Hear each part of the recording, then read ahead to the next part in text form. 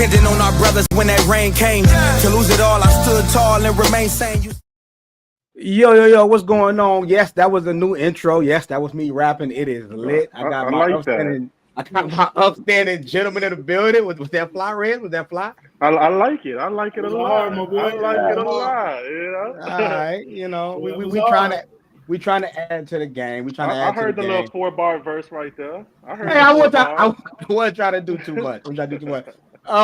Shout out to my boy Barry, Shondas, Marcus, Mike, Reg in the building. How everybody doing, man? Good, man. Man, we got a special guest coming on today. Coach Zack Ryan from Gurnee Township, 2-time Proviso West Tourney winner, 3-time regionals, 2-time sectionals, 1 super sectionals, state title, won 201 games in his 11-year coaching stand. Everybody, Zack Ryan, man, give it up for my boy, man. Give it up for my boy, man. That's big time. Coach, we appreciate you for being on here, man. What's going on, man? Not much. Thank you guys for having me. You said state title. I wish we needed 2 more points. State trophy. Hey, Yeah.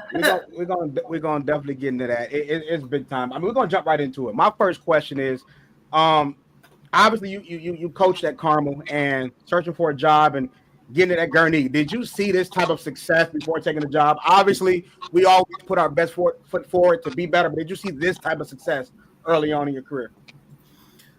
I think when I went to Warren, I thought there was potential for success like this, but until you do it, it's not quite, until you do it, it's not quite the same. But I knew like the type of the kids they had there and how they like basketball and the staff I could bear to bring. And after going through the process, the support from the administration, all those things go into it. And then you add a couple real special players in there, and you mix all that up, and I think that's kind of been the result of this. So I guess to answer your question, I sort of saw it, but I didn't really until it's happened. It didn't really something I thought would for sure get done. Okay. Yeah. So mine would be the second question. With you being, because I think me and you and I are about around the same age. I'm 37. With you coaching high school kids nowadays, is there anything or any that you had to like change as far as dealing with the high school player today? Like, did you have to scale back or scale up or anything where it's like, hey, what adjustments did you have to make as far as coaching in today's climate? So you said 37. I'm 39. So when I was first a head coach at Carmel, I was 28, and I was young and new, and I was learning all the time. I think with kids since then, so I've only been doing this 11 years as a head coach. I think I don't think as far as scaling back. I think as far as me is kind of delegating more things away from myself, and that's part of having really good assistant coaches. The kids in 11 years, I don't think have changed a ton. I think COVID kind of came in towards my end at Carmel. I think that's changed a little bit with just kids being so active on social media. And I think that's just kind of part of just how society is. But I don't think the kids really have changed very much. I think the kids have been the kids, and the kids just need to be pushed and coached and, held accountable. And I've been lucky to coach great kids at both spots. Not only good kids, but some pretty good players. So, for me, it's, I've been doing it for, just about a decade. So I don't think the kids have really changed that much. I just think that, they just need to be coached like we've been doing. Okay. That's a valid damn point. Yeah. They need to be coached. Real talk. So, okay. For me, so I'm going to just use this. I'm going to use the Waukegan game, right? When you're in the crowd, it's easy to say, well, they should be doing this, or he should have did this. And what do you think, from a fan's perspective, what do you think the biggest misconception is when it comes to coaching high school basketball in your eyes? That's a good question. Which game are you talking about that you're at? Just in general, I just said because most people like to look at stuff and be like, well, so with kids nowadays, there's a lot of outside noise. And there's a lot of outside noise from from people, and a lot of times it's adults that don't quite understand what goes into being a really good high school basketball player. Like the time like they can see a snapshot of a game, so much that goes into it. And that could be sometimes it's parents, even though I think parents always have their son's best interest in mind, but not all. They don't always have. They don't always have like the knowledge or what we're trying to do in the back of their mind. And so for the kids, it's just a matter of like they got to just kind of trust. They got to trust the coaches. They got to trust their teammates, and they got to trust like their school, because there's nowadays there's so many outside distractions that can affect kids, and I think you see it all the time. And I think the kids that do the best job of just worrying about, I got to get better as a player. I got to be coachable. I got to listen to the people in my circle, whether that's my high school coach, my parents, my AAU coach, my trainer, like the people that want to see them do the best. That's what matters, because if you start listening to everybody, then it's for a kid, it's too much. It's too much.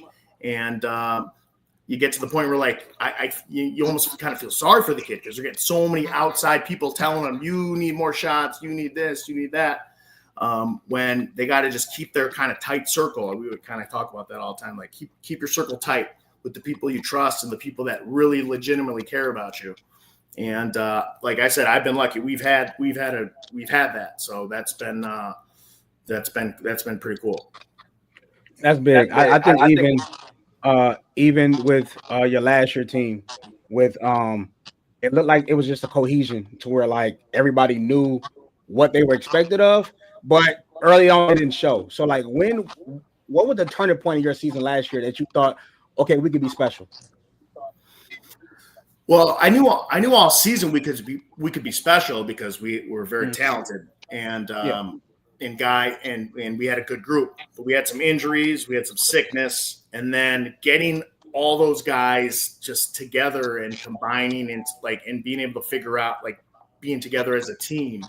And it's a credit to them. Like I would say probably in mid-February, when we finally had our whole team back, and we said, hey man, if we want to really win, we're going to have to do some of these things. Like some of you guys maybe have to shoot a little less. Some guys have to maybe shoot a little more. Some guys have to maybe not play as like just becoming more of a team, I think is what was the turning point for us. Because when you have kids that are all talented and want to do really well, it's not easy. So it's about getting them to buy into being a good team player. And our guys did that. And that's why we ended up getting to where we were. Obviously we'd have liked to win that last game, but it's not easy, man. Coaching right now is it's hard. It's hard because you're dealing with a lot. And but guys that just work hard and buy in and listen and trust, those that'll show at the end, I think. Nah, that's dope.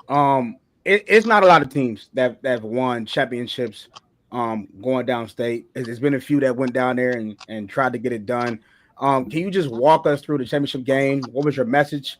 And what did you expect the kids to look for before tip-off? Well, yeah. So with how it was structured last year, once you get down, so we play the super sectional on Monday. We won the super sectional, and then there's a whole lot that goes into going downstate, which goes beyond just the game part. I'm sure some of you guys know. So we didn't play until Friday. So it was a matter of just like structuring the schedule so guys were comfortable, guys were eating right. We had enough time for a shoot around with film and being on the floor and all that stuff. And our guys did that unbelievably. Like they were so focused. We did a sending off parade, but we didn't really do a huge like blowout. Like our guys were really focused and wanted to just be in the gym and we had good practices and wanted just to get down there and try to win a state championship. And I think that showed, especially in that first game when we went against Rich. And then, you win that first game and then you play the next day. So we had, our assistant coaches to scout the other two teams because we're going to play one of them either way. And, I think we were prepared. We knew Bennett well because, I've coached against Bennett for a long time when I was at Carmel. And I think our guys were prepared. They're ready to go. And just sometimes just the ball. We had a kind of a bad stretch in the third quarter that they got a lead, but our guys fought back and we almost pulled it off. So I thought the entire week was great. It was a great experience. I think the kids had fun. I think the parents had fun. I had a blast. Yeah. It goes so fast. I had never coached at State, so my goal was to kind of just enjoy it as much as I could, even though there's a lot that goes into it. But our guys did it masterfully. Like, they didn't get over excited. They went in, they enjoyed it. They watched, they did all the stuff we asked, and we're right there to win a state championship. So I was really happy about how the whole thing went. It was great. Yeah. I think Sean, you slide in.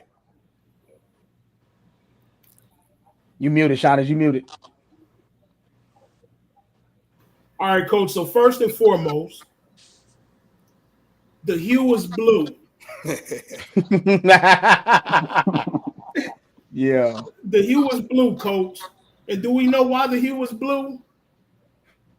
Anyone? Why, man? Because you little known fact.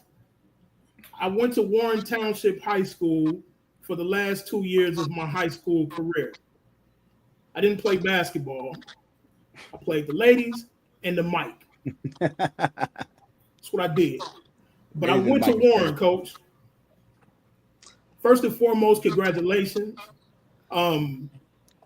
I was excited to see, what you got. Because, I'm a North Chicago guy, right? Born and raised, seeded and breeded. But I went to Warren for my last 2 years of high school, so I do have love for you guys. In saying that, my question is, so you got a ranked player on your squad, right? How do you quiet the noise?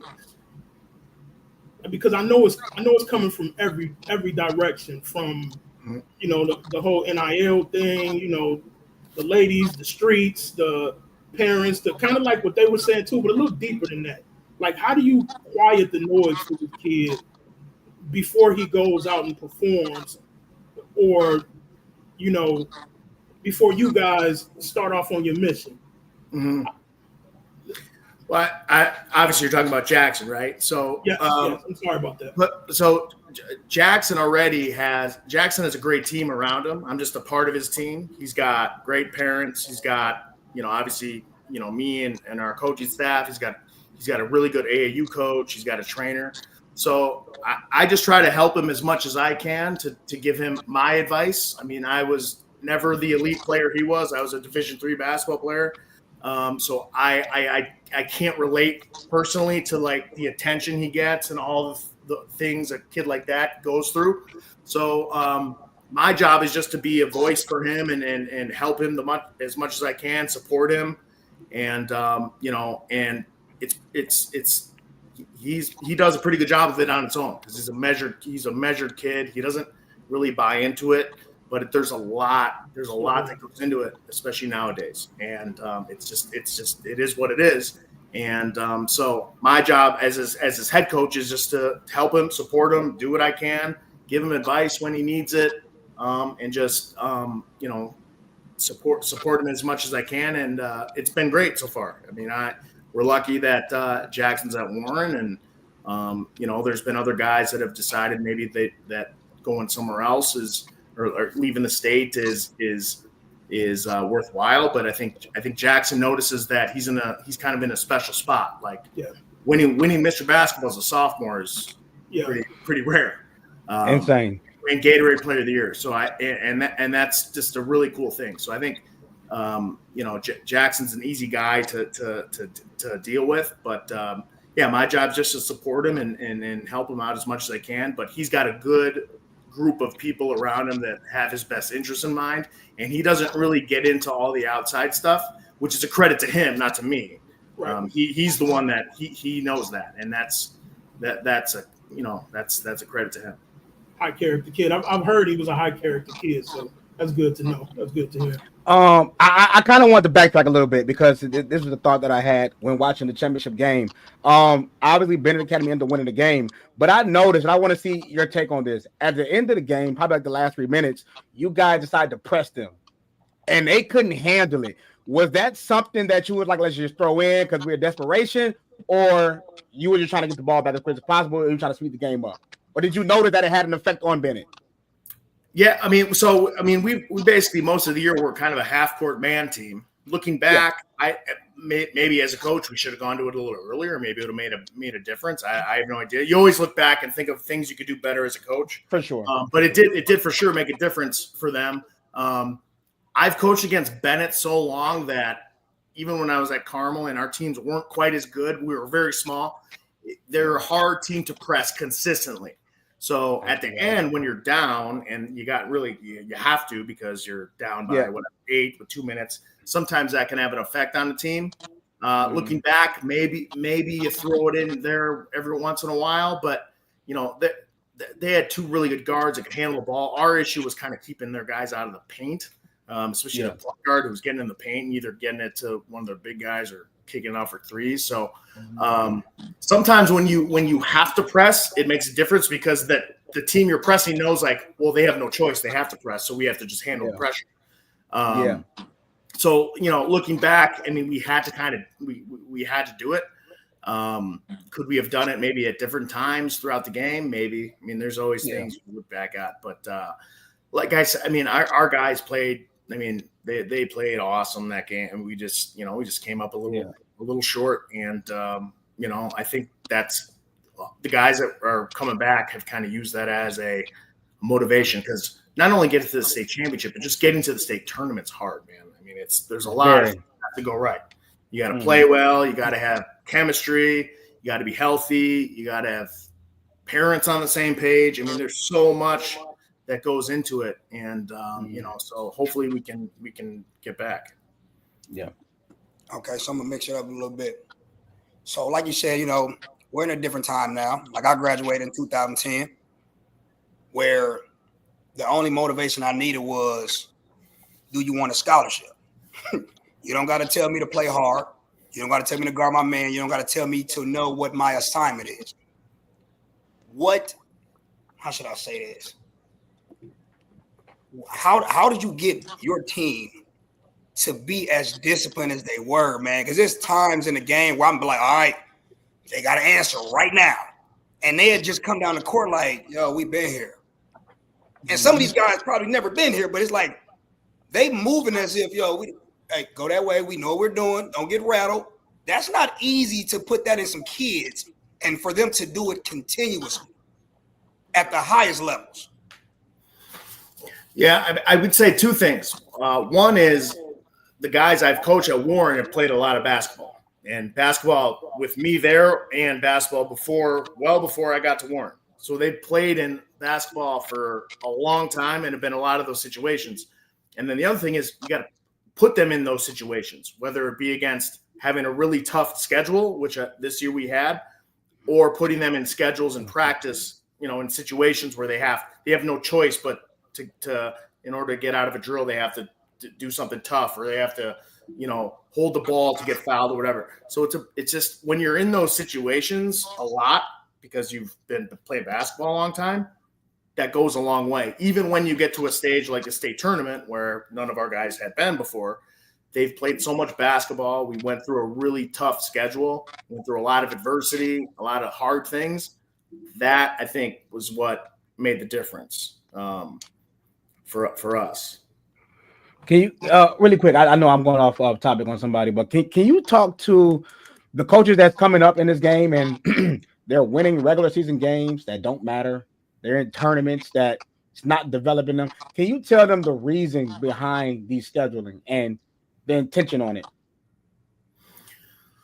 Yeah, well, so if your end goal is basketball is such a long season. You start in November, and if you make the state championship, that's in the middle of March. If you have a team that you think has the potential to go anywhere, you got to put them through the ringer during the season. And I think that's the thing that for this year, in with all the struggles we had, we played a really tough schedule against some good teams. And when you're faced with adversity that many times, when you see it on the biggest stage, it's not as you're not like, oh, this is the first time we've seen it. Right.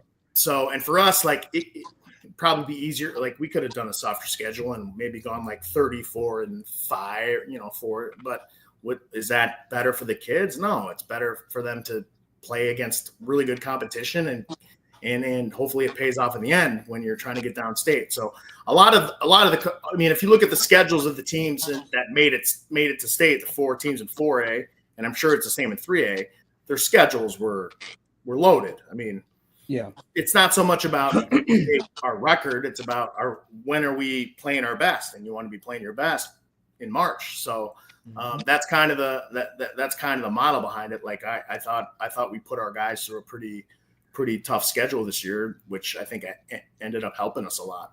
And we're going to do it again this year. Nice. Okay.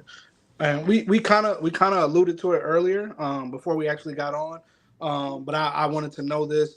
Besides like the usual suspects, as I would call them, Jackson Davis or Braylon Walker, who should we be on the lookout for as far as like, hey, I'm expecting this guy to be a major contributor this year? Well, yeah, I mean, obviously Jackson's done a great job, and I think Jackson's improved a lot since the state championship, at least in my eyes. So I coached him the state championship, and then I watched him in AAU and saw him at some of our workouts. But he's improved this summer just with shooting the ball. I've never seen him shoot the ball the way he's been shooting it, and a lot of it is he's learning how to move without the ball. And that's a credit to his trainers, his AAU coaches. Like they're doing a great job with getting him to do that. Braylon, who's been a guy that started since probably almost halfway through his freshman season, has always been kind of a role guy for us. I think this year he's ready to kind of step up and take over a new kind of role. His offensive game's getting a lot better. He's scoring the ball better. He's shooting the ball better. He's a big guard. He's 6'3". He's strong. He gets the basket. We're getting him to post up a little bit. So he's kind of he's one of those guys that does so many things well.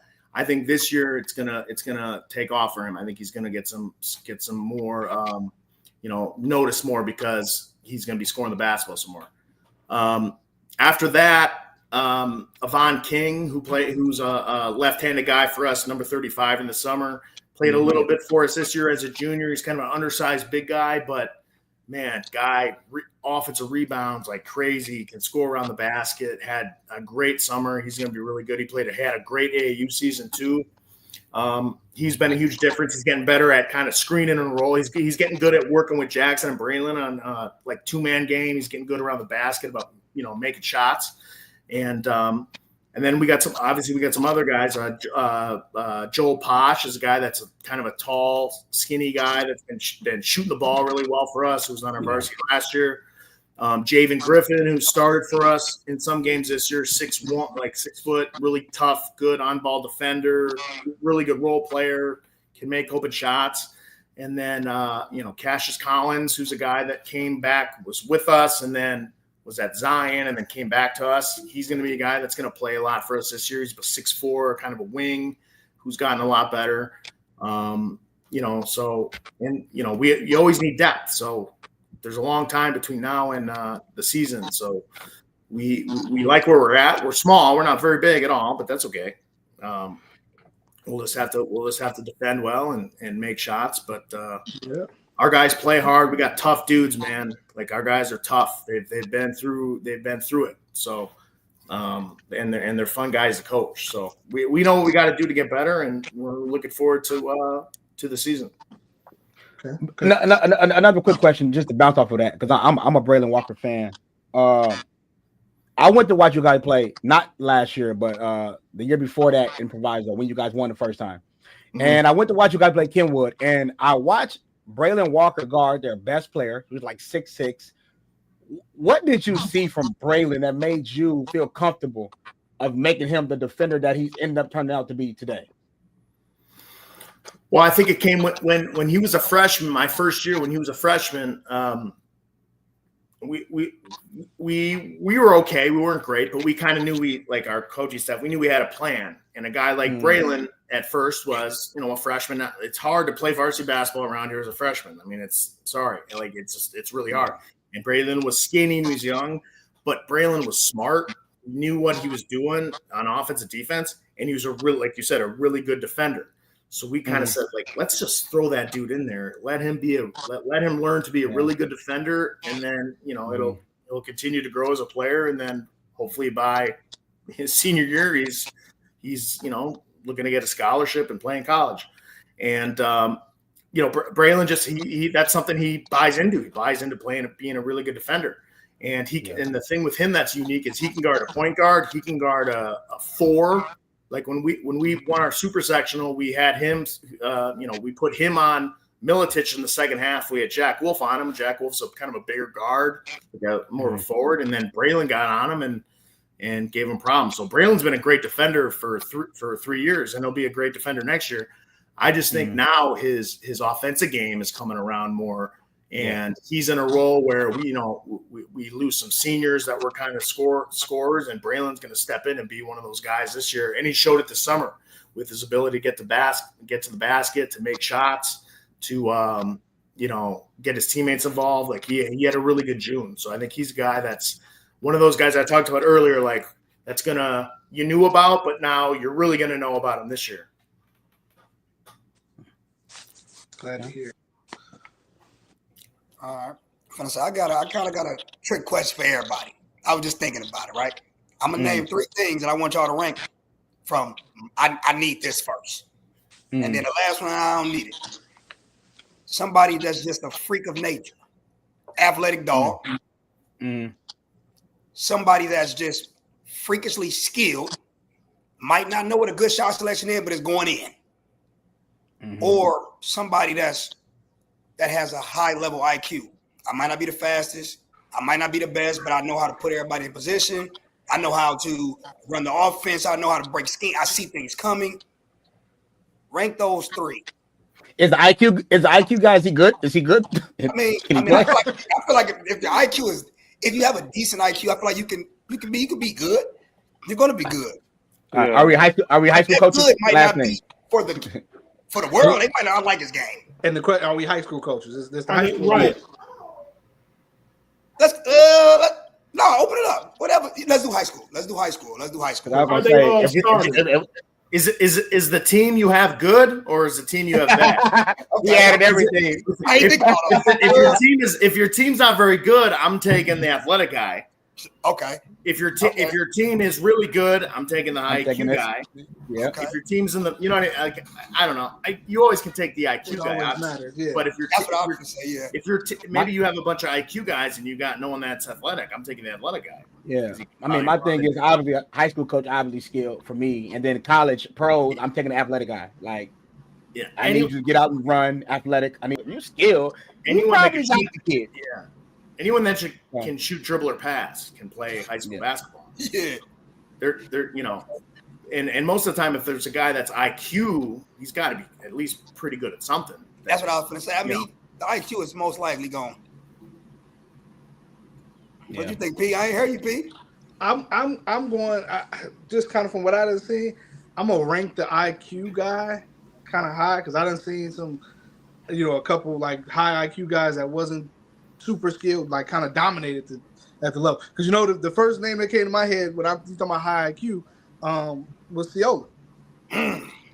like Ciola was high IQ, and he wasn't super. He couldn't really jump. He wasn't super fast. wasn't super quick. But his IQ was like 2 steps ahead. So I see all of this stuff coming. You know what I mean? So at the high school level, I'm gonna take the IQ guy if I had to rank him. Okay. But all the other stuff does matter. Somebody that got a motor, team and motor, man. You can't see somebody going to get that rebound every time, diving on that floor.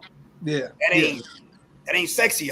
That ain't sexy. No, it's a good question. That's why I said it. Like for me, if I'm answering that question from my end, like right now, I have to know what my team is. Like if you're talking about my team right now, I'll take a high IQ guy for sure because we got guys that can score. We got some athletes so like it comes down to the team then, huh? Yeah, right. And along with IQ, like character. Like, are they good? Are they good teammates? Like that goes a long way, man. I mean, can you please? Okay, because it ain't too many people that understands that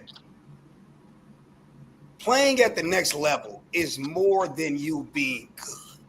Okay. Yeah. Can I trust you to do what you need to do, representing not your last name, the university? Can you explain to them how much you need to be a good person before you can even get to a level of I'm that guy here? Anytime, like I said, I've been lucky to coach a lot of good players. Anytime a coach calls me, they never ask me, hey, how is he going left? Can you shoot? Can you do this? They always they already know that. If they didn't know that, they wouldn't call me. Yeah. They already know he's good. So they ask me all the other things. How good of a teammate is he? What's his character? How is he in school? Do the teachers like him? How are his parents? Okay? Those are the things they ask. They're not How is your parents, guys? They're basketball coaches. They know if he can dribble, shoot, or pass. They're gonna. That's what they ask. Okay, so a lot of it goes into that, especially now where how crazy everything was with the transfer portal and all this stuff. Coaches are coaching. A lot of these college coaches are coaching to keep their jobs. They don't want pains in the butts, man. They want guys that are going to come in and be coachable and play a role and do what they want. Now, at the very highest level, I think it's a little different, but they don't want character issues. They don't want guys that aren't going to class. They don't want guys that don't have grades. They don't want guys that it's just it makes sense. Why would you? Like they don't want that. If a guy's only thing that's wrong with him is like he's not good in the post or he struggles going left, they'll fix that. They have skill work, all that stuff. They want guys that can have all the other intangibles for sure. So yeah, you're exactly right. Okay. And I ain't gonna hold it. My last two questions. I'm gonna throw this in there too. Social media. All you shorties, I need you to listen to me. If you think you can do all this crazy stuff on social media and nobody's gonna see it, congratulations. My biggest pet peeve. It's my biggest pet peeve, bro. My I hate last that two social questions. media. If you weren't a varsity head coach right now, because a lot of people don't know how much time you spend with these kids, right? With people's kids. If you weren't a varsity basketball coach, what would you be doing right now?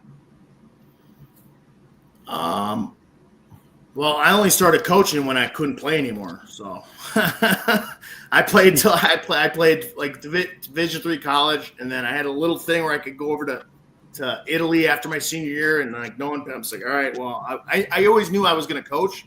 I wasn't kind of delusional, like I was not the quickest dude around, but I always loved basketball and I always played. If I wasn't coaching, I don't know, man. I mean, coaching and teaching is like I come from kind of a family of coaches and teachers. I don't know honestly. I don't know. I like that. I agree. Yeah. It's math, right? It'll probably fall in the mentor role. Would you say, Sean? Yeah. I mean, I don't know. Maybe something in business. I don't know. Maybe something comedy. I like to laugh. Laughing's fun. I like funny movies. I like comedians. I think comedians are some of the coolest people in the world because they don't take themselves too serious and like they make people laugh. Like that's cool. Hey, Coach. Yeah. You listen to hip hop. I'm going off. I'm sorry. I'm going off the rails a little bit. Coach, you listen to hip hop? Yeah, I do a little bit. Who's your favorite rapper? I've always liked Eminem. Great fucking. Excuse my language. That's a good answer. I've always liked Eminem. I don't listen to a ton of the new stuff. I don't know, like the stuff that our players want us to put on the warm-up game. I was in high school. I was in high school in the early 2000s. So I'm Eminem. I like 50 Cent. I like when Kanye started. Like that music to me was the best. Yeah, golden era. Nowadays, I don't know so much. Even though I'm sure it's good. I just I'm a little old now. So yeah, some of the young guys are good. Some of the young guys are good, but some of them just aren't. But no, they're not gonna do them like that. Yeah, some of them are good though. All right, my last one. Favorite NBA team growing up, or player? Favorite team I liked, or my favorite team? I say you Favorite like team.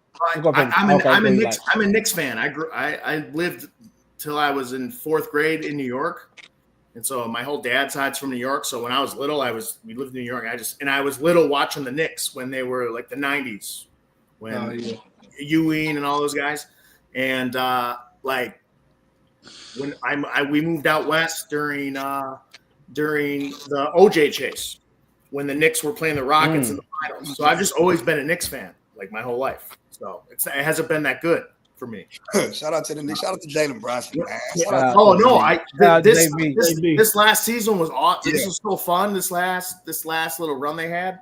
Are they doing it again? Yeah, I don't know. Do we run this back? I was a Tibbs guy because when Tibbs got let go from the Timberwolves, I said Tibbs is the guy that can bring the Knicks. Like the Knicks needed Tibbs. Really bad. Tibbs did a great job. Yeah. I mean, I wasn't a huge fan of them letting go of Tibbs, especially with not having a plan because they still don't have a coach. Which we're gonna get into. I'm a Knicks fan, man. I've always been one, and they made this spring for me really fun. It was fun to watch them. I don't think they would have beat the Thunder anyway. But yeah, I don't know who they're going to hire, man. I don't know. I think it's a good segment. They need a coach. They don't have like if you're going to fire Tibbs brought them back. Tibbs made them relevant again. Yeah. I thought when they fired him, they had okay, we got this guy that's going to take it. But they still don't have a coach. Like they calling people at Subway for a job. Yeah, so that's a little frustrating because they got so close to the to making the finals for the first time ever. They haven't made the finals since I was like in 8th grade. I was 25 years ago. The last time they made the finals was the lockout season again, and they lost to the Spurs. Duncan's rookie year. That was the last time they made the finals. They were the 8th. Yeah. And they had made the Eastern Conference Finals since that same year. They made the final. I think they only made the playoffs 2 times since they made the finals in 99, 2000. So when they got, like, I like Tibbs. I know Tibbs can get you to a certain point. So I thought, they got a guy that's going to take it.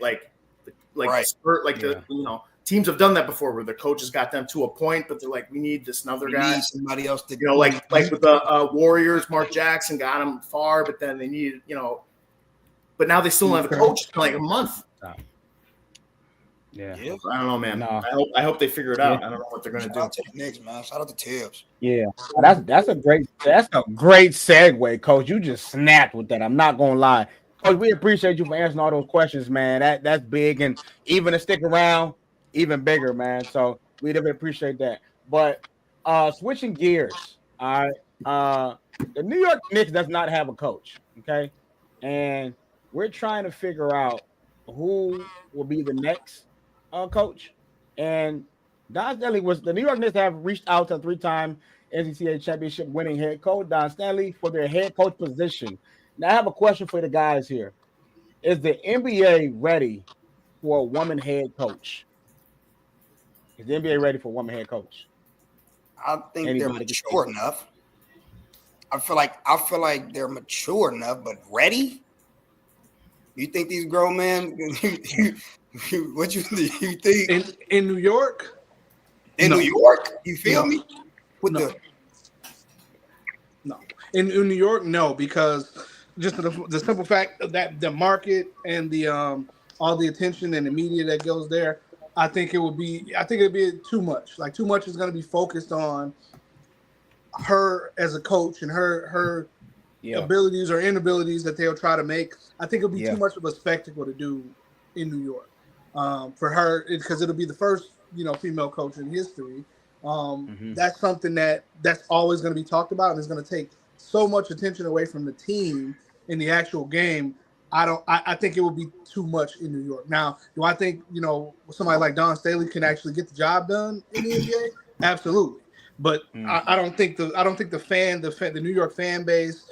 I don't think they're ready for it. Now that's something that you probably could do in somewhere like a Oklahoma City or a smaller market where the media and everything is not so big. But I don't think it can be done in New York.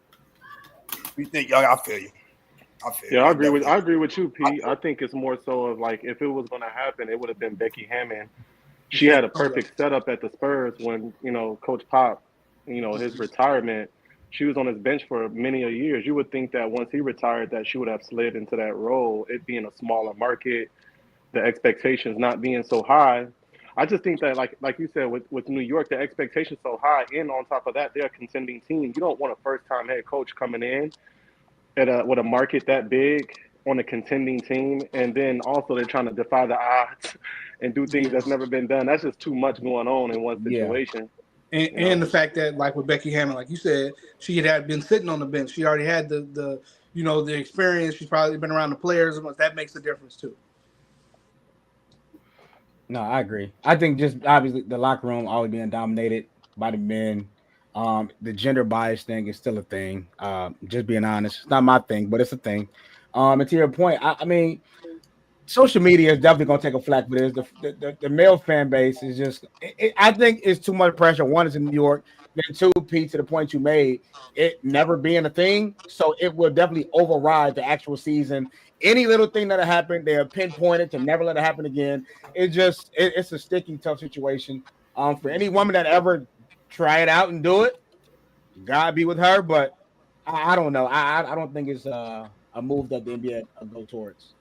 And plus, these owners, I mean, you get fired if this goes left. Like it'd be a risky move. And the fact that you fired a pretty successful coach before her.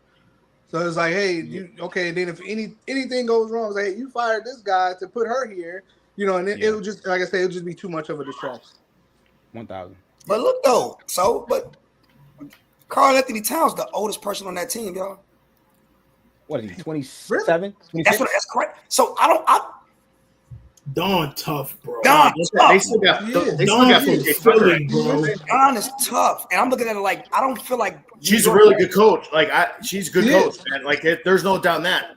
But this is this is typical Knicks. Like you get, like I said, you get rid of a guy that got you really far, and you didn't have a plan.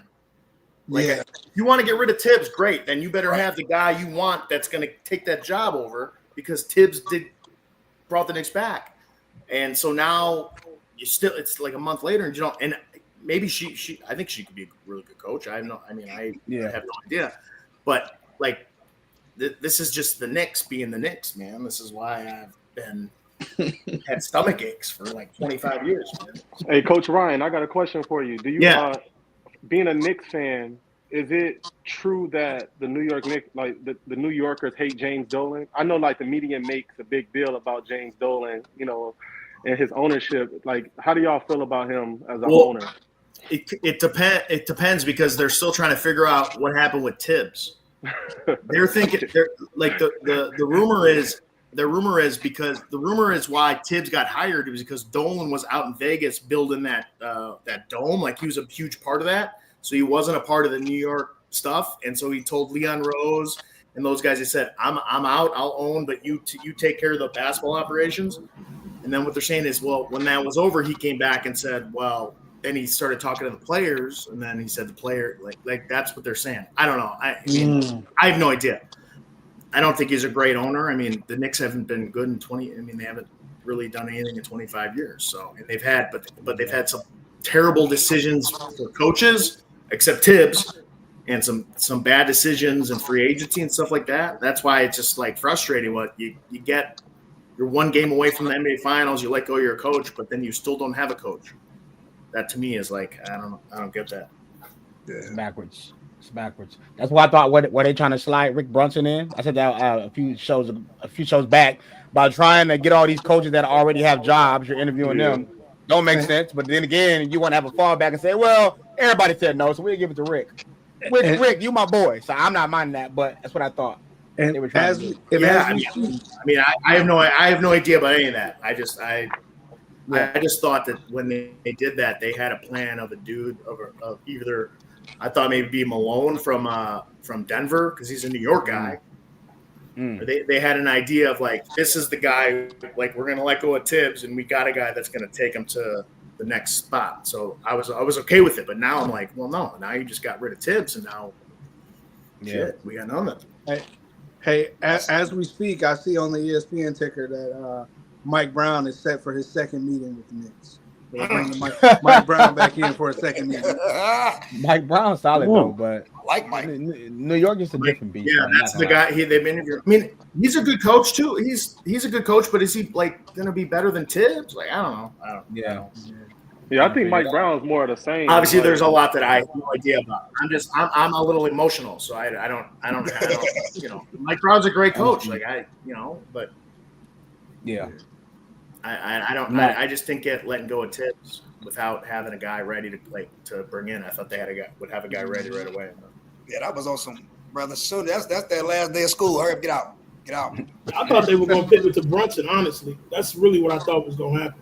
Do you think the player, because he got into that law, I don't know him personally, you feel me?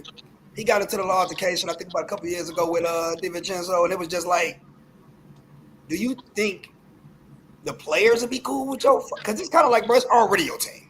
If we being real, it's already my son's team. Yeah. Now I thought the players all liked Tibbs. Okay. I mean, Brunson, when they lost, remember a reporter was like, Brunson's like, are you serious? Like, of course he is. Yeah. But again, I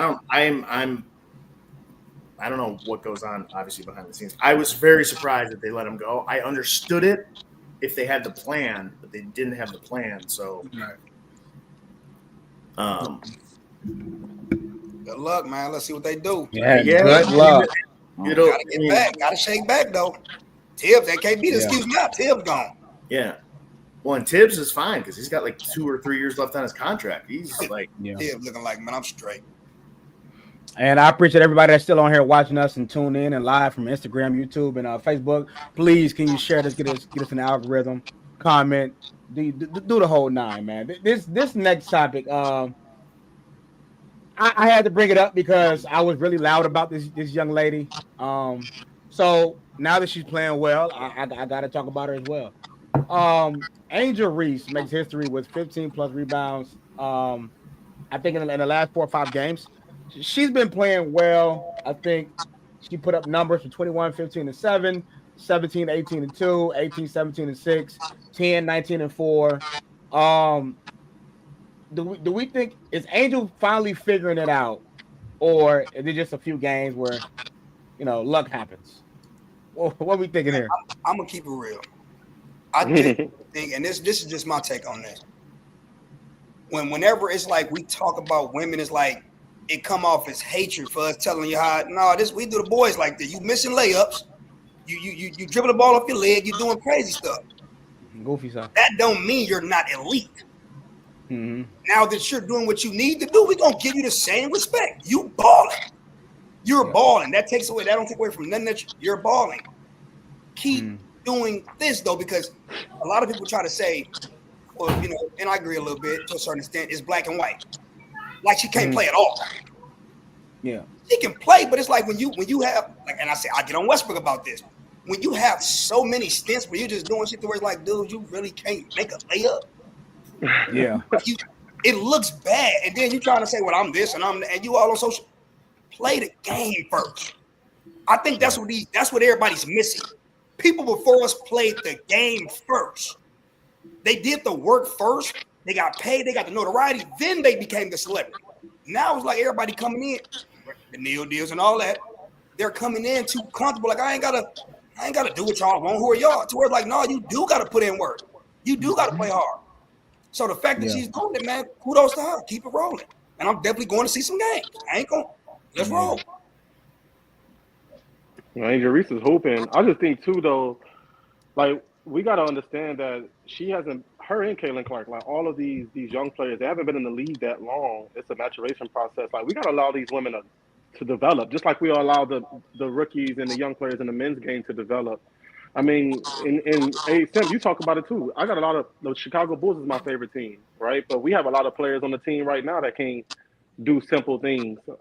But at the end of the day, you got to know you don't know what they're going to be until a couple of years in the game. And also too, like Angel Reese's game, she has a lot of good tools for her position, but what she's trying to develop might take a little longer, right? Like she's trying to develop a shot. She's trying to develop bringing the ball up the court. that might take a little longer than a guard who is trying to develop making the right decisions, you know. So I just think her maturation process is going to be a little bit longer than what we expect from other players that's been drafted high like her. I think like you said, we just gotta let them develop. She is doing better, but one of the things that I just didn't like about the women's game in general is that they want a lot of the notoriety, I want the love. the love that the men's game get, but they're not willing to take a lot of the scrutiny that the men's game get. They're not willing to take a lot of the media pushback that the men's game get. You think about like Kelsey Plum, when the dude was trying to like get her to sign his autograph, and she was looking at him like, "You weird, like why would I do that?" Right. You know, but the men got to do that all the time. You know, they have to sign those autographs, and that's what makes the men's game fun. Media is a part of sports. You need media to grow the game. And I just feel like the women's getting, not all of the ladies, but a lot of the ladies, they just don't like the media coverage that they get. So that's my biggest issue with it, you know. Yeah. No, 1,000. I mean, obviously, I just think, you know, for them not being paid, they just want everybody to win. They want, I mean, obviously, you have cutthroat WNBA players, but as far as like notoriety, they want everybody in the league to win, and that's not how it works. There's a villain, and there's people you love, and it is what it is. I think the sooner they understand that, the better off the sport will be. So we're gonna keep tuning in and keep watching it. Anybody else got any takes on this? She's also a great offensive rebounder. Right. Not like, I know people make the joke about she misses her own layups. I actually watched the second half of the game yesterday where she had it was on TV. She's a really good offensive rebounder all the time, and her skill will continue to get better. I mean, I try to take off all the other rivalry. Like I just, I don't know what I'm just trying to watch basketball. She's a really good offensive rebounder. Like she kind of reminds me of like Rodman. Like she just knows how to. That's what I was gonna say. Get the ball. It's like she's the game is slowing down for her, and you can tell on the offensive rebounding end that it's really slowing down for her because she knows exactly where to be. She knows how to play the ball off the rim. So yeah, I agree with Coach. Yeah. She got a lot of skill. She got a lot of like what she has. You can't teach. What she naturally has is that motor and the skill for rebounding. The other stuff you can teach. I can teach you how to make a layup. I can give you some skill work, the dribble, and I feel like she's kind of learning that, the touch around the basket, all that stuff. But what she already naturally got, that you know what I mean. That's something you can't teach. Yeah. The effort, putting the effort in, the rebound on both ends. So she's gonna be just fine. She's gonna be. But now, P, look at what she's doing. If you look at the game last night, she's grabbing the rebounds now and pushing the ball up the court. Now the guards are getting the run. That's what I noticed. I watched the second half. She was like initiating the offense. Like they're trying to make her like a. I mean, I think she'll be fine. Man, what's crazy though, fellas, I can show y'all some high school clips of her doing. Like I get what y'all saying, but it's like it's already there. Yeah, I can show you high school clips of her running a one setting, and it's high school. Let's be clear, it's not the W, but I don't be. That's tough, man. That's tough. I'm talking about she doing like step back, tray balls, and all type. Like how that just. Nah, her passing is looking elite too. I don't know what's going on. She's making a lot of good plays. It's about the role because they had Cardoso basically being the offensive initiator. Now they putting Andrew Reese in that spot. Like, no, we want you to initiate the offense. You at the free throw line. So it's a lot of it is about role too. You know how I am about that. Like the role dictates a lot. Okay. Kudos to Angel Reese though, man, for real. Shout out to her. Keep getting better. All right, moving on. One of my favorites. Obviously, he's not doing great. His agent is wilding right now, but Ace Bailey, he finally returned. He finally got to Utah. As he got off the plane, Ace Bailey decided to get up some buckets. Let's check it out.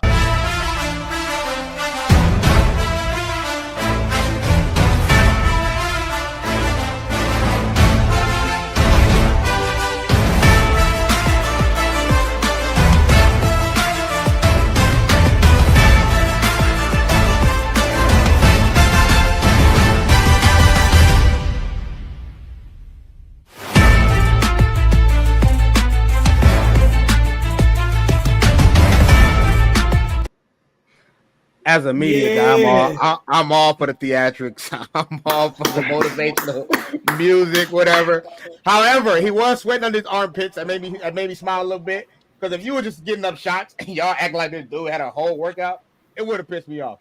But Ace Bailey, rookie year, guys. Do we have any predictions for this kid? Ceiling of this year? What we got? Rookie of the year, Roy. At the end of the year, we're gonna call him Young Roy. Roy. Young Roy. Hey, side note, he did sign with Rich Paul for his agent last night. So Roy. I was finna say, man. Wait. What happened? He signed with Clutch. he signed with Clutch. Roy. I didn't know that. I'm gonna definitely go Roy. Now, if I ain't know that, because he gonna be in them conversations with my P. Whether you like my boy or not, he gonna give my boy the game. My boy get a game away. That's why I like my boy LBJ. He get a game.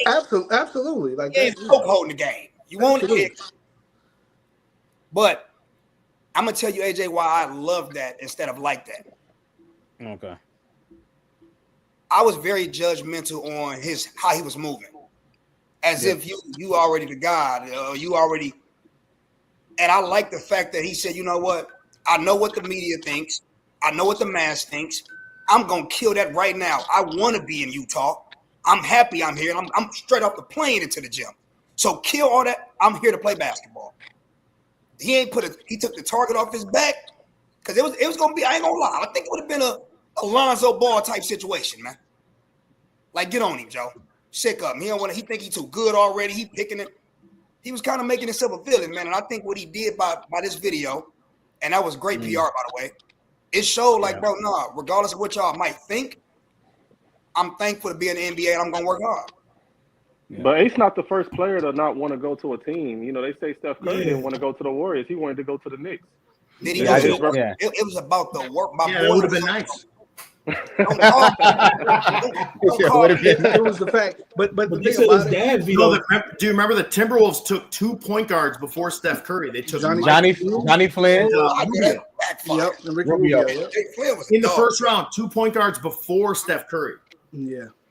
But Mike, if you think I get it. He definitely cooked Duke, right? But Johnny Flynn been like it was a safe pick. Johnny Flynn was nice. No, he was a dog, right? Johnny Flynn was nice. I'm just saying, hindsight, we going Johnny Flynn now. No, I mean, you never know.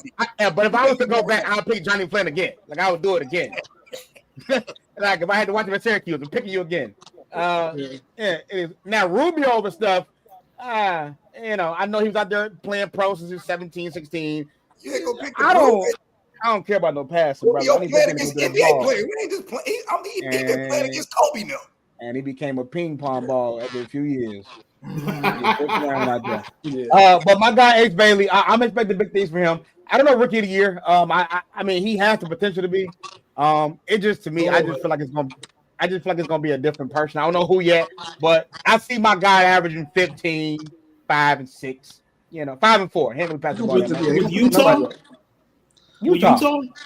Yeah. Nah. See, my only thing about the assist is that when he was in college, he had a negative assist to turnover ratio, and that typically don't translate to the NBA. So I'm kind of worried about that. Actually, is like turning the ball. Yeah. He could be around better players too, though. I mean, and assist is not the John Stockton assist anymore. Stop pass, shoot. It's pass, dribble, turn the leg, dunk. That's an assist now. So things happen. Mario, anything on Ace Bailey? What you thinking about by Ace? I mean, I feel like he's very promising. I mean, just like you said with the media and stuff, it did have a bad look on him. But I feel like now he's locked in, he's ready to go, and I kind of see him as like a Jabari Smith Jr. comp.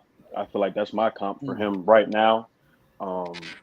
Very solid player, he's athletic, can get to the rim. But like you said, the assist it is different now, so he will be with better players. So I'm excited for him. Gonna see, definitely gonna see. Coach, you got anything on Ace Bailey? I mean, I think he's got potential to be really good. It's kind of with guys like that, it kind of comes down to like the fit with the system, the fit with the coach. So I don't know. I think kind of the word is out. I'm not quite sure yet with him. I mean, he can be very good. And going to Utah is kind of he didn't want to go there, right? So they made it sound like.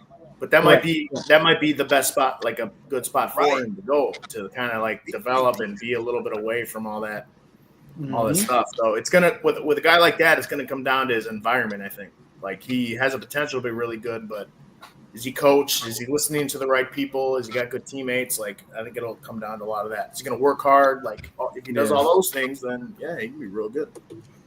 What made me nervous was him working out with Giannis in the summer. I was very confused. Well, also, he didn't go to any workouts for the nobody. Yep, that or a team. But working out with Giannis, I'm like, yeah, that's not your skill set. That was just weird to me. We're gonna see if the motor translate with Giannis to him. But I'm like, yeah, you need to be with a more skilled guy that's gonna get you the reps you need. So hopefully, my boy do what he do. He put that weight on like Giannis, boy, and get nasty quick. Yeah. Also, too, just learning how to work out as a professional. I was gonna say Giannis is good. No, but that's what I'm saying. If he can take that motor and push it into something, because Giannis came in $160, something like that. Came in skinny, and he developed into because obviously that was Giannis didn't really even play his first couple of years. I ain't gonna lie. That's another topic. That was my boy team. That's another topic for today. That's tough. But that's. Yeah. Nothing about Giannis to the Knicks on the free agent thing. Man, that's what I heard that though. They ain't no, not yet. Hey, Coach Segways be dope, man. Trades and rumors, right? So we haven't heard anything about guys to the Knicks. We haven't. We haven't. Yep. Nah, he said what he was late. They didn't even try to go for him. Yeah, I think the timeline didn't fit. Or did they care about winning now? Did the Knicks? But I think the Rockets was talking about they wasn't trying to go after Kevin Durant, and they ended up doing it. But just some notable guys. D'Angelo Russell just committed to go to Dallas. We're gonna see how that looked like. DeAndre Ayton just got bought out by the Blazers. Malik Beasley, we're gonna get into that later. Dennis Schroeder is there. Somebody just said it in the comment section. I can't say this kid's name. It's a tongue twister, but Nickeil Alexander-Walker has agreed to a 4-year, $62 million deal with Atlanta. With the year he had, I would have wanted to see him with a contender, but then again, I'm not in your pocket, so I understand it. The money is the money. Karis LeVert is another guy that's out there. Duncan Robinson. Lakers, we need shooters. We need defenders too, though, but I get it. Right. Miles Turner. Dorian Finney-Smith just signed a 5-year deal with the Rockets. Appreciate you, Dorian, man. Clint Capella also just signed with the Rockets. I don't know what KD is doing over there, but it's working. Likes, dislikes, what we would like to see, Coach. I know you're gonna say the Knicks. So what would we like to see happen? I don't want to see DeAndre Ayton with the Lakers, though. I don't want to see that. I'm sorry. You don't want DA? The kid can't rebound, man. I know stats out there that say he can't. I watch him very closely with the Suns. The kid. Your point guard putting up 10 rebounds a game. What you need from him for? Yeah, I hear that, but he has no post moves either. I'm sorry. I got a mid-range. I said the post moves, man. We need somebody to dump it in there. Like I'm not in the NBA, DeAndre, so I'm not really hating on you. It is what it is. You better than me, but just saying. Yeah, it is what it is. I'm just keeping it honest. Bro, I'm playing with the Houston Rockets on 2K all day long. They snapped. Oh, yeah, them people snapped. Is what is D-Lo gonna look like for the Dallas? Is that gonna be? Go ahead, Mike. Go ahead. Man. Just a stopgap. Stopgap. That's exactly what I'm about to say. What? A what? A stopgap. Somebody just play good enough for Kyrie to get healthy. Win enough games to still be decently contending. Let's talk about this, y'all. When he was with the Lakers, right? Do y'all understand that we had people taking the ball? Like, he's a guard. We understand he's a point guard. That's true. I know he is a point guard, right? He's not a shooting guard. Mm-hmm. He can't shoot, but he's not somebody that you put in the corner. Mm. We did that to him. He's not going to have that problem in Dallas. And it's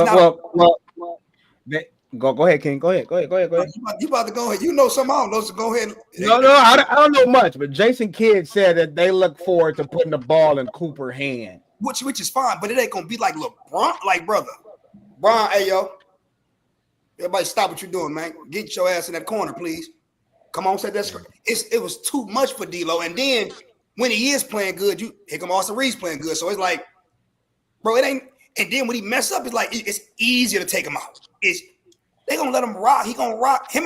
Think about it, AJ. When Bron went to the bench, him and AD was balling. For sure. That's why they made.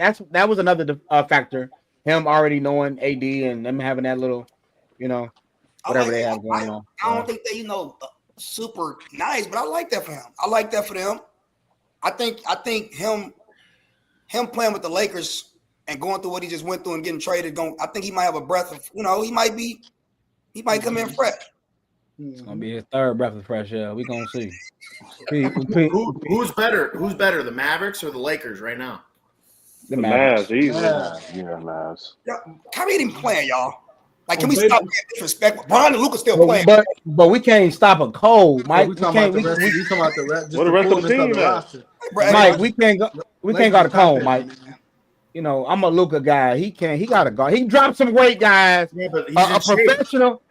Hey, MVP. I'm telling you, I'm tired of this shit. I'm tired of them showing me highlights of this dude working out. You're a professional. They showing them in shape. I'm tired. Can I ask you a question?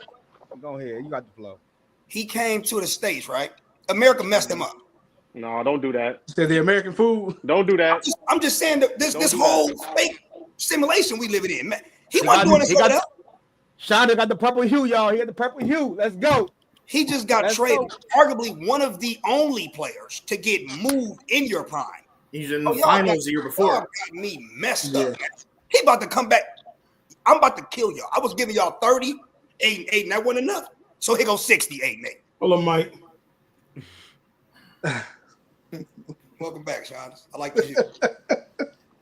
He crazy. The hue was purple, gentlemen. But it's not purple for the reason y'all think it's purple for. I'm not happy right now. What the fuck are the Lakers doing right now, bro? Who is this kid they just got from the Kings? What are they doing right now, bro? LeBron's a puppet master, man. No, he's not, bro. He's trying to be. I can't take it. Listen, man. I'm LeBron should go to the Knicks, is what he should do. That's what he needs to do. So listen. Let me tell y'all about this dream I had. For Bridges and like 2 picks. Let me tell y'all about this dream I had. I didn't send it to y'all, but I had a dream. Did I send it?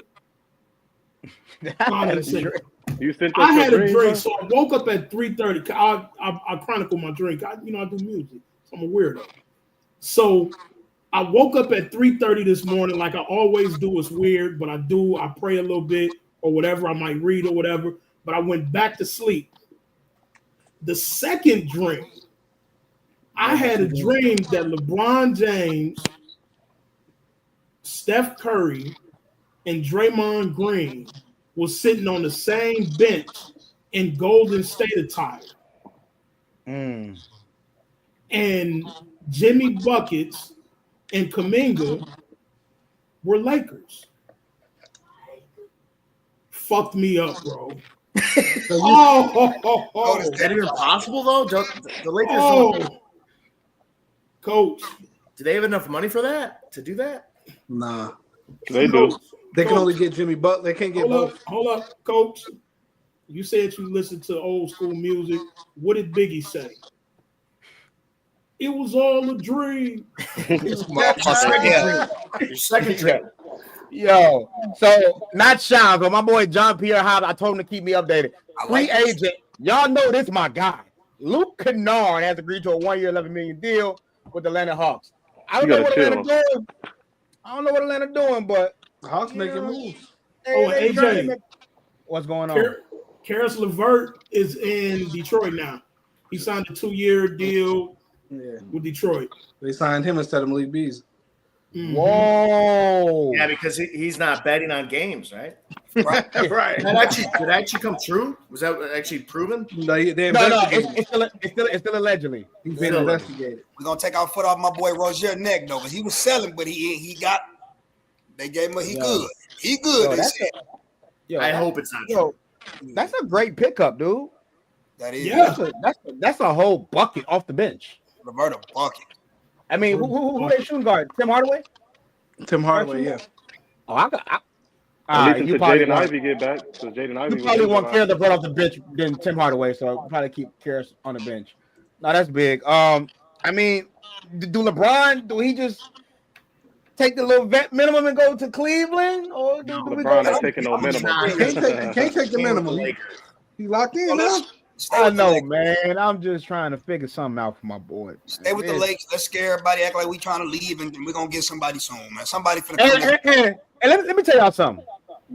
Just because he said rings ain't end all to be all, don't mean he can't play for rings. Bingo, bro. Stop that. I'm never gonna tell my beautiful wife, I'm gonna wait to marriage, and sometimes things happen, man. We not finna act like we not finna do this, y'all. I'm tired of people tagging me, texting me. Look what he's saying now. Hey, I ain't like that. The dude obviously wants to win, man. So let's stop that narrative now. We're gonna stop it right here. Because P, I knew you were probably gonna say something about it. You gonna let it ride? Let it ride. Okay. I honestly think LeBron he James said it shouldn't be the end all be all. I'm sorry, Reg. Go ahead. No. I was just saying, like, I used to be one of those people who didn't say that LeBron James liked to control the narrative, but I think like he at the end of his career, I think he more focused on that right now, like really controlling his story, controlling his narrative, and really trying to get people to understand like his perspective. I don't think he want to win, but I don't think he's gonna do everything that he would normally do to win. Like I don't think because if that's the case, he wouldn't have opted in that contract, knowing that the salary cap for the Lakers is messed up right now.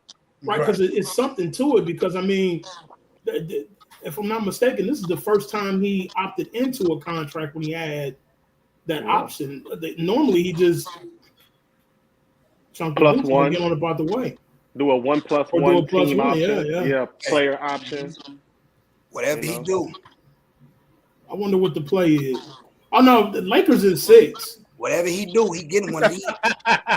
He gonna leave with one of these. Yeah, Lakers he's gonna leave with a ring pop. That's what he gonna leave with. Him and Bradley Beal are the only guys that have no trade clauses. Right. Which is crazy. Crazy. He's staying with the Lakers for sure. Yeah. LeBron James and Bradley Beal have no trade clauses. Who would give Bradley Beal a no trade clause? Like who would do that? The Wizards were so desperate. Somebody was high. Somebody was bait. Hey, bring on for the Knicks. I'll take Bradley Beal in a second. Sure. We got it. We got to coach and play. Coach and play is crazy. All right, man. Moving on to the next topic, man. And it's hurt my heart to even ask this stupid, asinine question.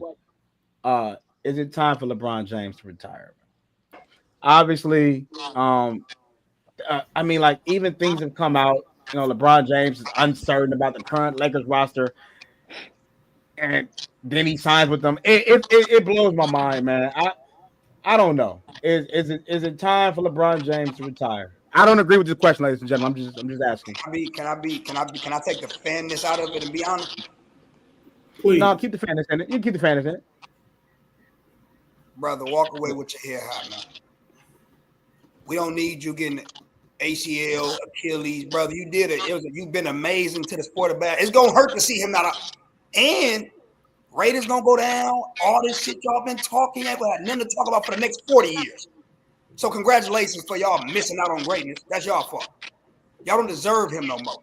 You understand me? So I'm gonna say this: finish your last year with Luka. Give Luka the sauce. Let him cook up. No, he don't eat nothing else. My fault. Go ahead, though. And get him out of here, bro. Work with Bronny. Keep him rolling. Get Bryce together ASAP. Mm-hmm. And just live, brother. You did enough, man. They gonna hate you. Everything you do now is considered he's chasing. Bro, you ain't got nothing to prove to nobody, man. Go ahead on. And you kind of messing it up for Luka. Like if they trying to get people over there, they can't do nothing. He got the league in the chokehold, bro. Bron, my buddy, close friend. I like to quote the homie Jay-Z. They say they never really love you until you're dead and you're gone. So on this note, I'm leaving after this song. If I were you, LeBron, Raymond James, I would play this final year. I would let people know steal the headline all year long. Every chance you get to steal the headline, steal that motherfucker. When it look like something gonna go away, Tell him, you know what? I think I'm gonna retire next year, and then shut your IG down for a week. Mr. James, you deserve to leave out of the. No, I'm serious.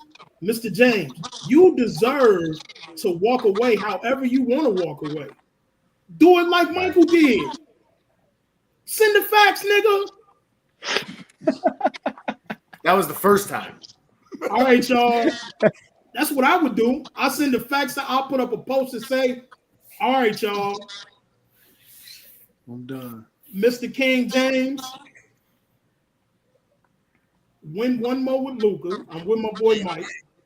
Win one more with Luka because it's going to happen. AJ, I disagree with you on DeAndre Ayton. I've been drafting DeAndre Ayton to the Lakers for a very long time playing 2K. How many championships you won? I don't care. AJ, this is not about championship culture, AJ. What the fuck are you doing? You're right. You're right. It definitely is. So I'm gonna close, I'm gonna sum it up. I'm gonna close it up. Mr. James King, put a text out, bro, and just say, all right, y'all. Before any Jordan fans go, Barry, you got anything to say about this the GOAT James, man, and possibly being his last year? I mean, I feel like it gets to a point. It's like, what else you want him to do? Like he like Mike said, you did enough. Like at this point, it's either they're gonna love you or they're gonna hate you. It is what it is at this point. I mean, leave while you still on top. You're still in the GOAT conversations. And yeah, I mean, LeBron to the Knicks. You are LeBron to the Knicks. Wow, that's what should happen. But yeah, it ain't really. That would be good for LeBron. That would be good for LeBron. That would be good for the NBA, and that would just give LeBron. If LeBron gave New York a championship, that'd be. Okay.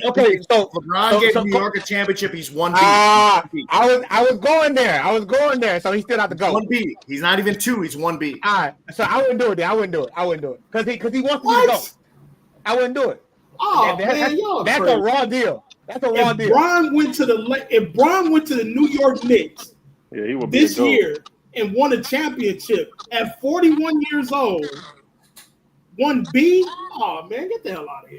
But you got to consider all and the coach stuff. and so coach. For example, they don't got a coach. So for example, Rich Paul can coach.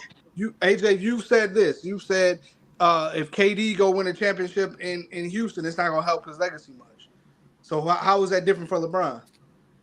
Because LeBron James has shown that he's been the leader of teams and won. Also, LeBron James haven't went to more than 3 teams. Also, you cannot put up a Skittle pictures of LeBron James in different color jerseys.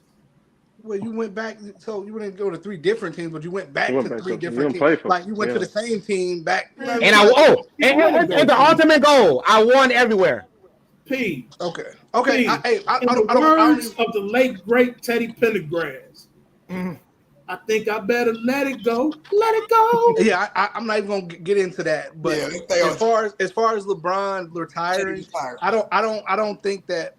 So obviously, this is coming from me saying this. Y'all may be surprised. I do think that he deserves. He's done enough in the league and for the NBA. He deserves a farewell. He deserves the farewell tour to say, "Hey, this is my last year." And every arena and everything, the All-Star break, All-Star game should be geared towards giving him his flowers on his way out. So I don't want him to unceremoniously, and I don't think he's going to unceremoniously retire like that. I think he's going to play the rest of his contract out. He's going to play this year and next year. And he's gonna after this year, whatever happens, win, lose, or draw, they win the championship, whatever. Then he's gonna now, hey, this is my last year. I'm playing. And don't then listen it's gonna to P. King. Then he's gonna get his swan song. I'm gonna tell you why. I'm gonna tell you why I agree with P. Or Reggie, go.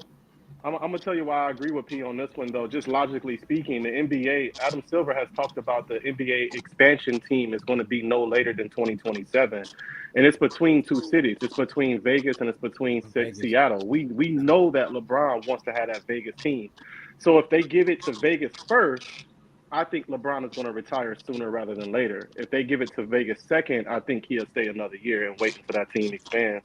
That's my logic behind it. I think he's just waiting until he can become an owner because I think they're going to let him be an owner for sure. I think he deserves that. Kyrie Irving, Jason Tatum, Damian Lillard. Holla, lay down, bro. Okay. We don't need you. Just go, bro. Because my thing is this me being real for all the people that's watching this.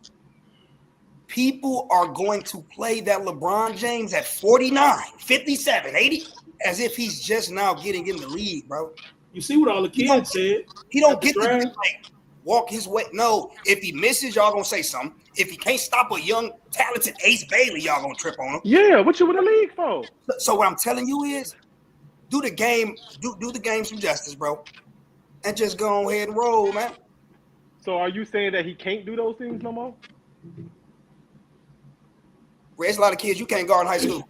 Physically, I still think he can play, bro. I ain't say he can't play, but it's a difference between playing and you're like the focal. He should not be 1, 2, or top 3. Nah, bro. Like we running everything through him, and he get no. You're not winning like that, bro. Not at this age. Hey, well, I will say this though.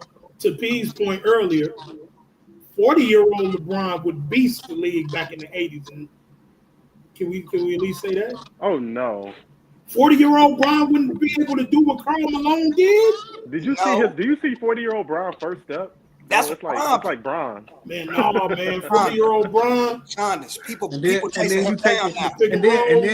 then take it. I don't know because then it's like you're gonna be taking a whole bunch of unnecessary bumps and like it's gonna be a lot of that. You're gonna be getting your ass whooped. Boy. I can see if LeBron had like if LeBron's game was like he had like a mid range where he was like lethal from the mid range, like mid range post fade. He could hit the post fade, but that was his game. If that was his game where he didn't have to go to the hole and he didn't have to be a bruiser, then I can see that.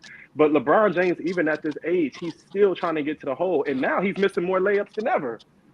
Like I don't even. Yeah, man, he out there smoking that thing too, man. Especially in the playoffs. I've seen it. I'm a realist, man, because I'm this saying, and this is why, and this is kind of like off topic. I'm gonna bring it back.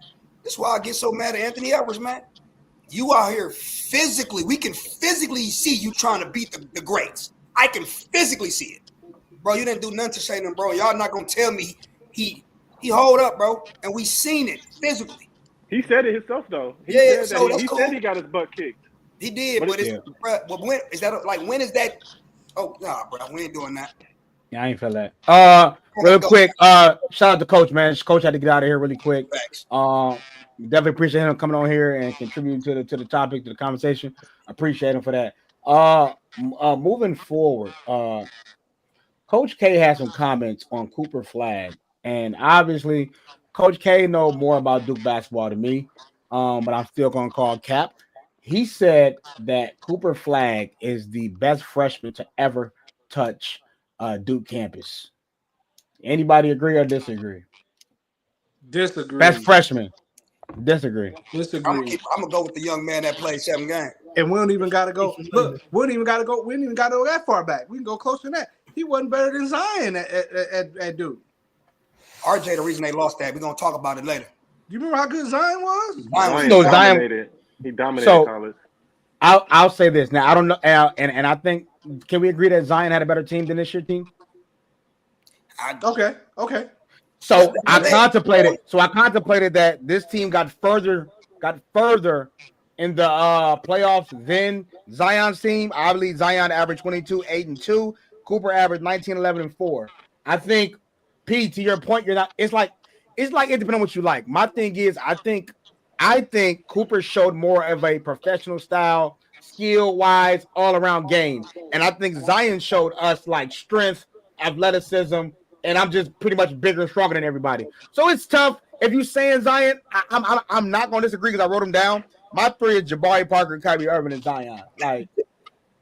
Like Jabari Parker showed he showed the most complete basketball NBA level game you could ever see. Like, if you're telling me, Coach K, and you didn't even coach Coopers, I feel like Jabari should be upset about this. Dang, you coming for Coach K?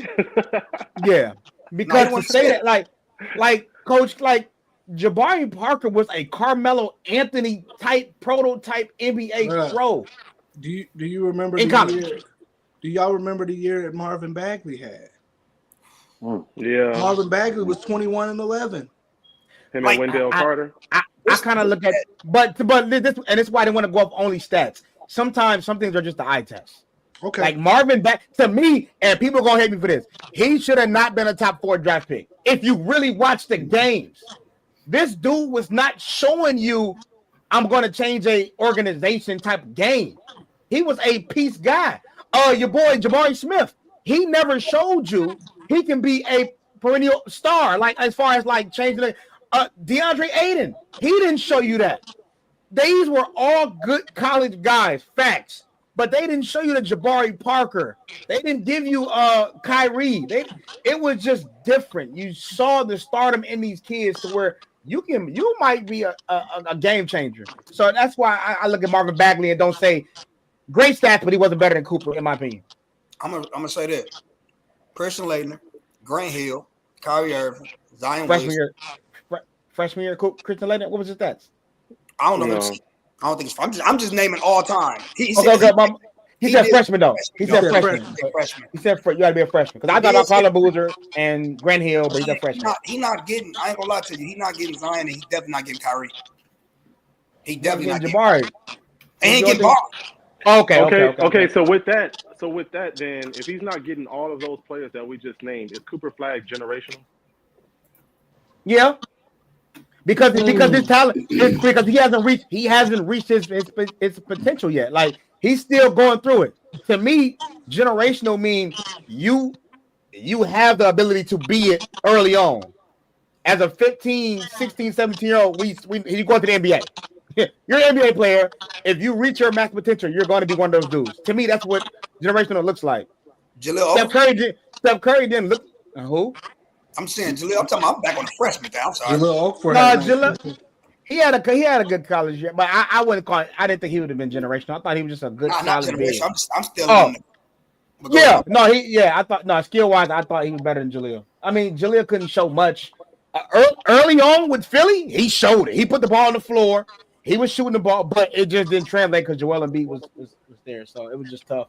Got bounced out, but I'm definitely not going to Jabari and Kyrie, and I'm gonna just say to Zion, even though I made a point for Cooper, but Cooper's a great talent, man. But I'm not giving him that. Yeah, shout out to Cooper. Barry, what you think? I mean, I had Kyrie at 1 and then Zion at 2 before Cooper. So I don't think personally that he's the best at all. I definitely have Kyrie. He plays 11 games and still went number 1. He had 14, 4, and 6. Like you still win number 1, like 17.5. Oh, and 4 assists. Like you can't get much better than that to me personally. Yeah, but I don't know. Maybe I'm biased. I'm a Kyrie guy, so yeah, I don't know. And then Tatum, and that's what I think. Like I said, Tatum and Ingram. I thought they had a good college career, but to me, Cooper was like, I don't know. I felt like he had more pressure than everybody else that we just mentioned to go into the game, and because remember he classified up, y'all. He ain't played. He didn't play with who he supposed to be playing with, along with Fear. So I was gonna say, he'll lead number 7 on that. Fear did the same thing. So I'm gonna show respect in that regard because he did. When we think about it, he wasn't a true freshman. Backward wise, that you would say true freshman because he was supposed to be a 17-year-old kid dominating at that level. That's something to speak for as well. But so he'll be going to Duke right now. So if he's going to Duke right now, the conversation might be different. I don't know. It might be different. Well, if he goes to Duke right now, I think he's 3rd in the class. Can I say this? I know. What's that boy name? Before you go, Sean, what's my boy name, Red? We talked about him all summer. AJ? AJ? No, not AJ. No. What's my boy name? Come on, Pete. What's my boy name? Mid-range assassin. He got Hey. Because I'm pretty sure the dude I'm talking about might go number 1, but y'all not going to tell me a dude that's going number 1 in the NBA draft not going to be. Tony something? Was it Tony something? No, you talking about Darren Peterson. Sean, what you got? That boy is a monster. He got that blue shit going on. But do you notice the shade of blue? The ice Gatorade ice. Is that what's that? No, that ain't Dallas. That's UNC blue. Oh, North Carolina. What you doing here? Where you going with this? I'm a UNC fan. Don't ask me about Duke. Hey, I'm actually not mad at that because my dad probably went. I'm not mad at that. Like you watching this? Kyrie. Die line. I'm not. Hold on though. And this might be a dumbass question. I don't care. I'm asking. Is he better than Austin Rivers? Freshman? I don't know. I look at Austin, but it just popped in my head. You gotta stop acting like you're cold though. People and that's what stop doing. Yes. Take the NBA out of this. College. He was cold. And I see him live. I see him live at the Milk House. He was a problem. And he knew people knew what he was on when he came. It ain't like nobody didn't know about him. He walking in and be like, yeah, let's get to it. He had that little bop in his step, bro. He had that little bop. Got his ass bop, Tony. Got to say my boy Kyrie, man. Kyrie messed up a lot of people. So he averaged 15, 3 and 2 in 34 games at Duke. Not far off, but 19-11 is crazy. Not gonna lie. So, but yeah, I'm always at Jabari Parker, the best freshman ever to come out of Duke. That's just me until right now. So we're gonna see, man. We're gonna see. Cool, man. Christian the move at Dallas for sure. No, hey, I want y'all to look up and see what Christian later averaged his freshman year though. What was that? 8.9 points. I think it was 8.9. Yeah, it wasn't great. Yeah, it wasn't great. Last one. Grant Hill. The Grant Hill average. I was just looking at it. Hold up. Okay. I don't even see. They don't have his college stats here. I had it on. Let me see. Right, you would think that. I'm in Wikipedia. You got to do a basketball reference or college basketball reference. Sports reference. I got it. He averaged. I'm tripping. That's not it. Yeah, he only averaged 11 and 5. 11, 5 and 2. Yeah, there you go. 11, 5. All right, so yeah, Coach K. You Coach K, I understand you a Duke guy. You are Duke, so I mean, I don't want to. But you was lying. You was lying, sir. Coach K, we understand you might be coaching Dallas in a couple years, bro. We get it. We understand, bro. I ain't gonna lie, Coach K. Yeah, well, he at the end of it. Yeah. All right, man. Getting to our last real topic. After that, it'll be rank these scenarios. Getting to our last real topic, man. Something went down in the NBA a few days ago, and we're gonna listen to the video and critique it. The U.S. District Attorney, I'm told, is investigating Malik Beasley for alleged gambling on NBA games and prop bets. The alleged allegations occurred during the 2023-2024 season. His attorney did tell me an investigation is not a charge. Malik is afforded the same right of the presumption of innocence as anyone else under the U.S. Constitution. So he has not been charged with anything yet, but he was set to sign a 3-year, $42 million deal with the Pistons to return. Did Malik Beasley just fuck up the bag? Can y'all see my hue? My boy nuts. What you got for Wait, what that is? I ain't never seen that one. Malik Beasley is done.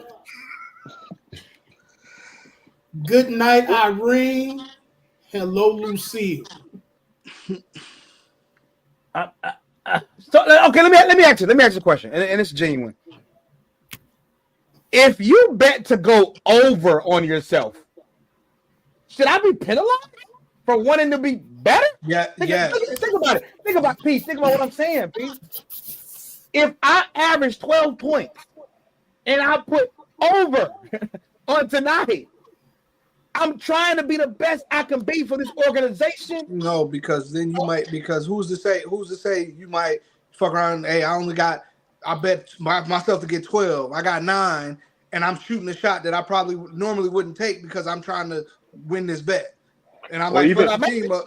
You know what I'm saying? Because you're taking the integrity out of it. It's like now you're playing for the stats or the money. Or that bet, you playing for the bet rather than you playing for the team and playing for, you know what I'm saying? You're already getting paid. Right. You're already getting paid. Let me ask you a question. It'd be a little different if it's like you ain't getting paid to do this and people making all this money off of me. So no, you already getting paid millions of dollars to play this game, and then you betting a couple thousand because everybody in here know we all been on FanDuel, play FanDuel. You can't bet $1 million on FanDuel. You ain't so whatever you're betting on there is not worth fucking with your career. He might be putting it. I think you can put like a little 99999. You can get close.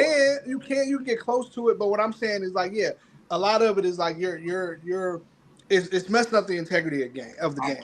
And I feel like, and I even say this as somebody I don't even play, and as a better, like one of the reasons why I was like, I'm gonna take a break from betting stuff is because I'm looking at the game instead of enjoying the game that I love.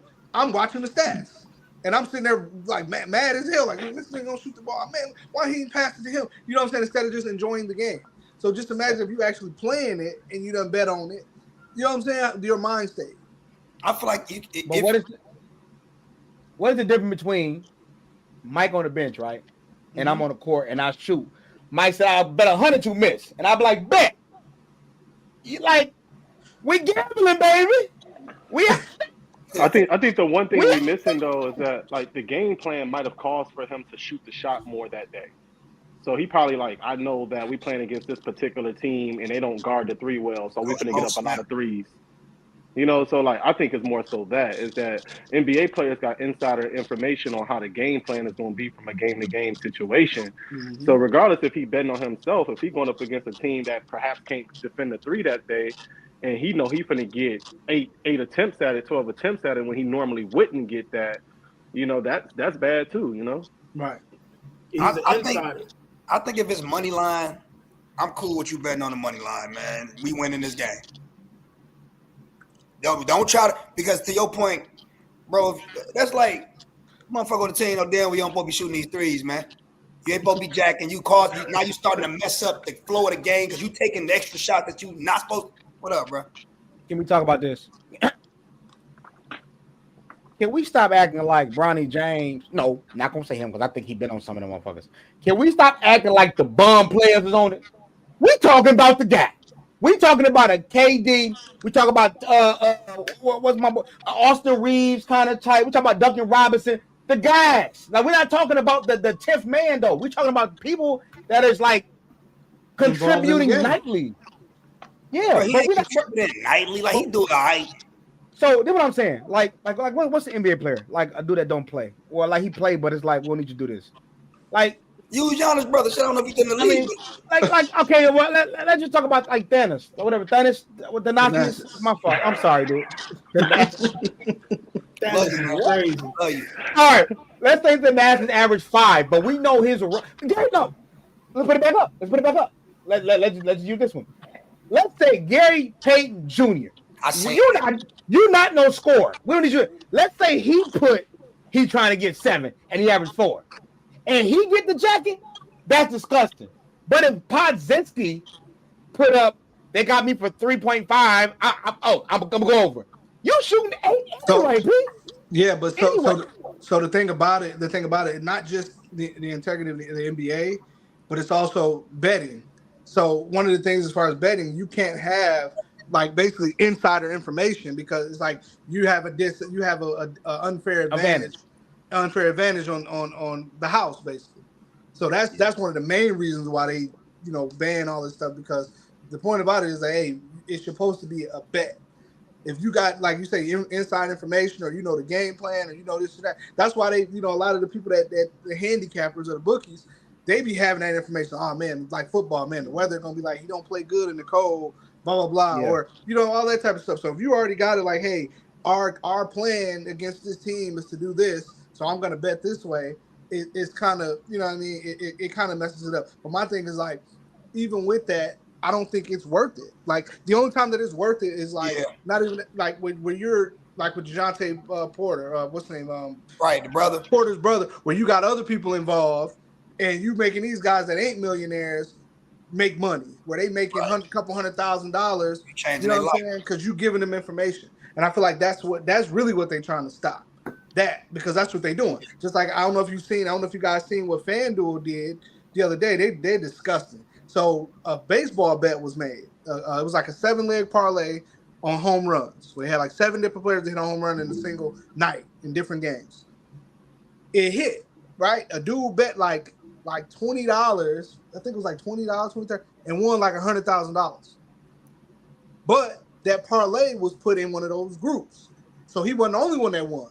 He won the most, but they paid out almost $500,000 that night. Right. So they're like, hell no. Then they went and they came out with a rule like, hey man, if we find out y'all in the basically conspiracy. Y'all in the conspiracy, we can void the bet. So now we find out, hey, y'all sharing these bets like now all these groups do. They just changed the rules on the fly because we done paid out a whole bunch of money. So it's like they really just trying to stop that type of stuff. Where it's like, hey, you gotta like that ain't even unfair though. I just you know what I'm saying. I just did some research and then shared it with a sports group, and then people bet on me if they wanted to, they didn't want to. You know what I'm saying? But that's really what it is. They don't want to pay that money out. And if they feel like they unfairly getting taxed, where it's like, hey, y'all cracking us, oh yeah, they finna come down, especially actual NBA player. Because everybody know about Pete Rose, the baseball player they kept out of the Hall of Fame for 40 years because he bet on games while he was playing and managing. So it's really just like something that's really like frowned upon. Man, I feel like that's a different level of greedy, man. If I'm being real, bro, that's a different level of greedy. It's one thing like Drake, a rapper, bro. He betting on the basketball. It's different. Yeah, bro. You bet. My thing is this, bro. Me and Beasley. Shout out to my boy Lil Al. I call him Lil Al. He's big as shit. We betted on. It was when Chris Paul was on the Phoenix Suns, right? Mm-hmm. I think I showed y'all the slip. It was like $10. We probably got like 5-9. This is like one of my first ever bets. Mind you, he got 2 threes. He need one more. They down a dub. With 10 seconds left, my boy go coast to coast, hit a 3. I'll get up out the room like, bro, he finna cook my slip. He just run and hit a 3 like on some. Now this is Chris Paul with the Phoenix. What would make you go coast to coast and hit and shoot a 3 in your big age? You ain't no rookie, you with the Phoenix Suns. Now, mind you, my slip hit, but looking at all this stuff going through now, it's like, was he on that? Right. It make you look at all of it. I guess I was just looking out for the players, man. I thought if anything, going under is disgusting. That's very disgusting. But anybody else got something on this? Anybody else got something on this? No, I think they hit it on the head, man. Yeah, okay. All right, man. Well, moving into our last segment, man, which is something I'm starting to enjoy and I'm starting to like. I'm talking about ring coach, Sean. That's crazy. You been about ring coach. Rank these scenarios. Reg, you're up first. Which record is more unbreakable? LeBron 50K points or Steph 4,000 threes? What we think? I'm gonna say LeBron James 50K points. Only because like and this is where you get me leaning into the LeBron James fandom. It's just gonna take someone. Like, you gotta understand, you gotta come into the league at 18 and average over a dub or 25 a game for 20 seasons. Like, that's just not gonna happen again. I just don't see that. Now, I can see Steph Curry's three-point record, at least someone getting close to it, just by the sheer volume of threes and the way the game is going and how people are getting better at shooting. But ain't nobody hitting that LeBron James record. It ain't happening. Sorry. By the way, I don't think it'll happen, but I do remember somebody saying, and it's because Trae Young played earlier than Steph did, that Trae Young is on pace. Now, that means he has to stay healthy and finish out his career, but they said Trae Young is on pace as of like if Steph was in his 7th year and Trae is in 7th year. So we're gonna see. Barry, what you think? I got Bron 50K. Like, I heard an interview. They were saying, for somebody to be able to break that, you have to play at least 96 games a year. You got to average 25 plus every game for 20 years. God dang. Who do that? It's just like, it's not to me. It ain't that deep. Mike, what you got? Like, it ain't that deep. I agree with Barry Reg, man. Curry, as bad as a motherfucker he is, man, he 20,000 points behind. Yeah. Facts. Yeah. Kevin Durant sitting at 30,000. What was Melo like? I'm trying to figure out. First off, Melo was like 20, Well, this is 25. also the combined playoffs and regular season points. so it's like who gonna make it to the playoffs and play that many times? Who's gonna make it to the finals 8 The times? finals that many times. That's the And thing. then, like you said, by the grace of God, he was healthy. Thanks. Like he could have been an injury off from none of this happening. That ain't just basketball, but that's God gifted. Like it's deep. And dude's still playing, bro. He's shooting. Most people are shooting more now. It's a shooting league. Damn, they can go for 55 if he wanted to. You damn near can. That's tough. Shaunis, what you got? In the words of the great Jay-Z, I'm clipping all these. I'm keeping it 100. Keeping it 100. Okay. In the words of the great Jay-Z,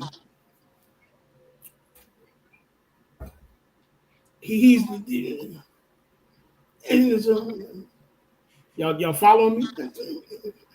I don't have shit to say, fam. Billy. What more can I say? They say they never really miss you till you're dead and you're gone. So when I know I'm leaving after this song. I said that one earlier. What more can I say? Now you know your ass is illy when they find you in the mag for like 9 Billy and your ass not Lily. White that mean the shit you write must be silly. Either that or your flow is silly.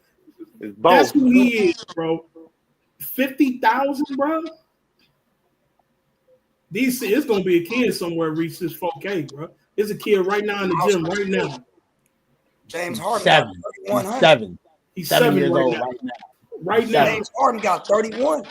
Also, too, man, LeBron came into the league out of high school. They're not even doing that no more. So it's just like And then they're talking about it might not happen, but shortening the season and taking minutes off, like it's just gonna get worse. P, who you got? Oh yeah, LeBron's 50K for sure. Just for the simple fact, the longevity of it.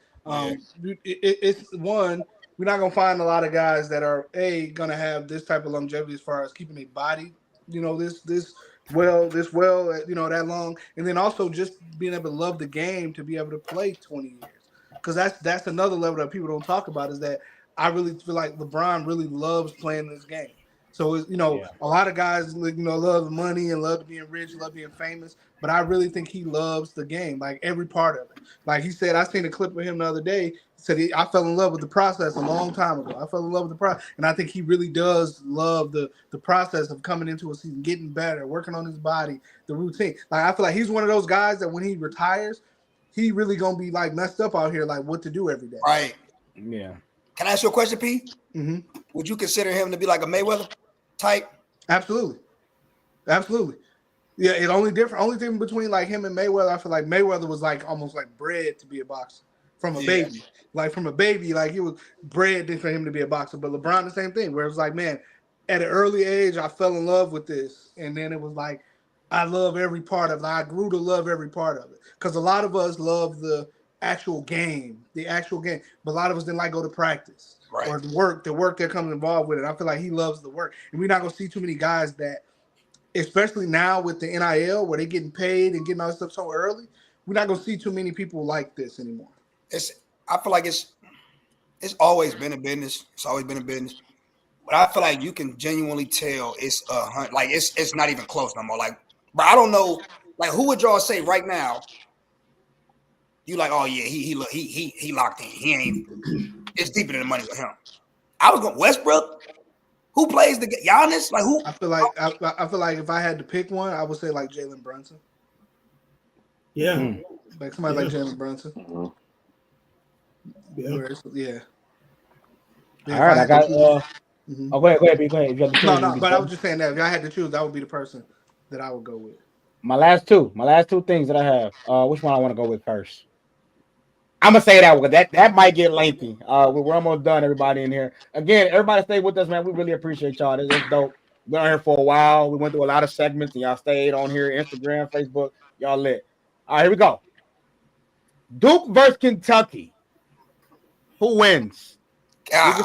We can start from top to bottom. Barry, who you got winning this game right here? Shauna's already know your answer. I like Kentucky. That's fire. Okay. like Shauna, who you Kentucky. got? Are we talking college? The college players? Yeah, Or the no? college players. It's the college game. It's the college Well, I game. would have to go with UK because Kyrie would be hurt. Hey, that's disgusting. No. Man. Everybody healthy, man. They Everybody doing healthy. this 1 out of 11 games, man. This 1 out of his 11 he played. Everybody No. healthy. No, them boys, Anthony Davis and Cat, and it'll be too tough for them, bro. Hey, I'm just mad. Before I let P go, I'm just mad that they didn't give them like Grant Hill or like I think it's Laettner. more. Like they bogus.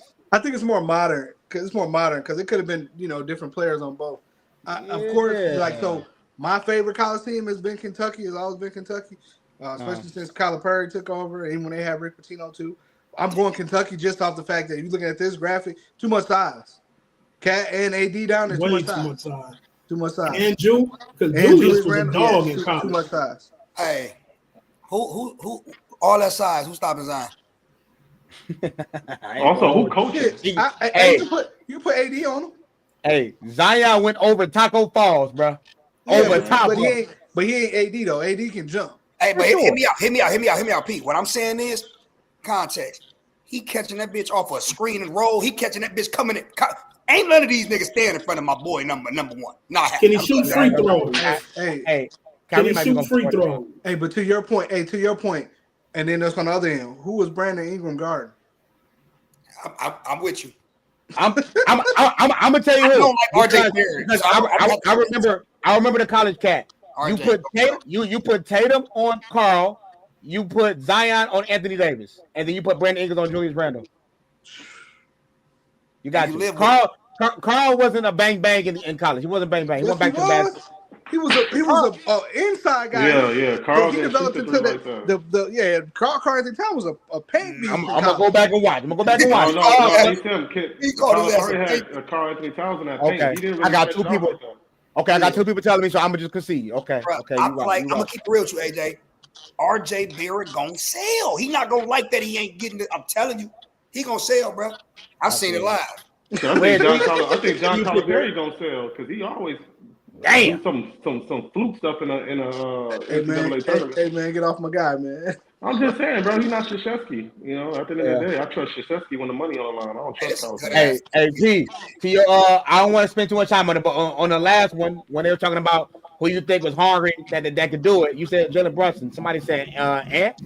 No. I don't think he's completely locked in. If he was completely locked in, we wouldn't be hearing shit from what you're doing off the court with these women. Yeah. He wouldn't be knocking all these women up and doing all this stupid stuff. Who doing that? Completely locked in. Anthony Edwards. Bro, he not 100% locked in, man. He on some weird shit. From that point of view, I understand it. Last one. I did this for P. And a little bit of Red. Red's like the guard position. Red like the point guard. You know, every time I play 2K against Red's got a guard on it. I don't even want to say cut bench start. I just want to say, matter of fact, I am gonna say that. Cut bench start. You are first. Why y'all laughing? I'm confused. Why y'all laughing? Because you know this is gonna be a discussion. That's why.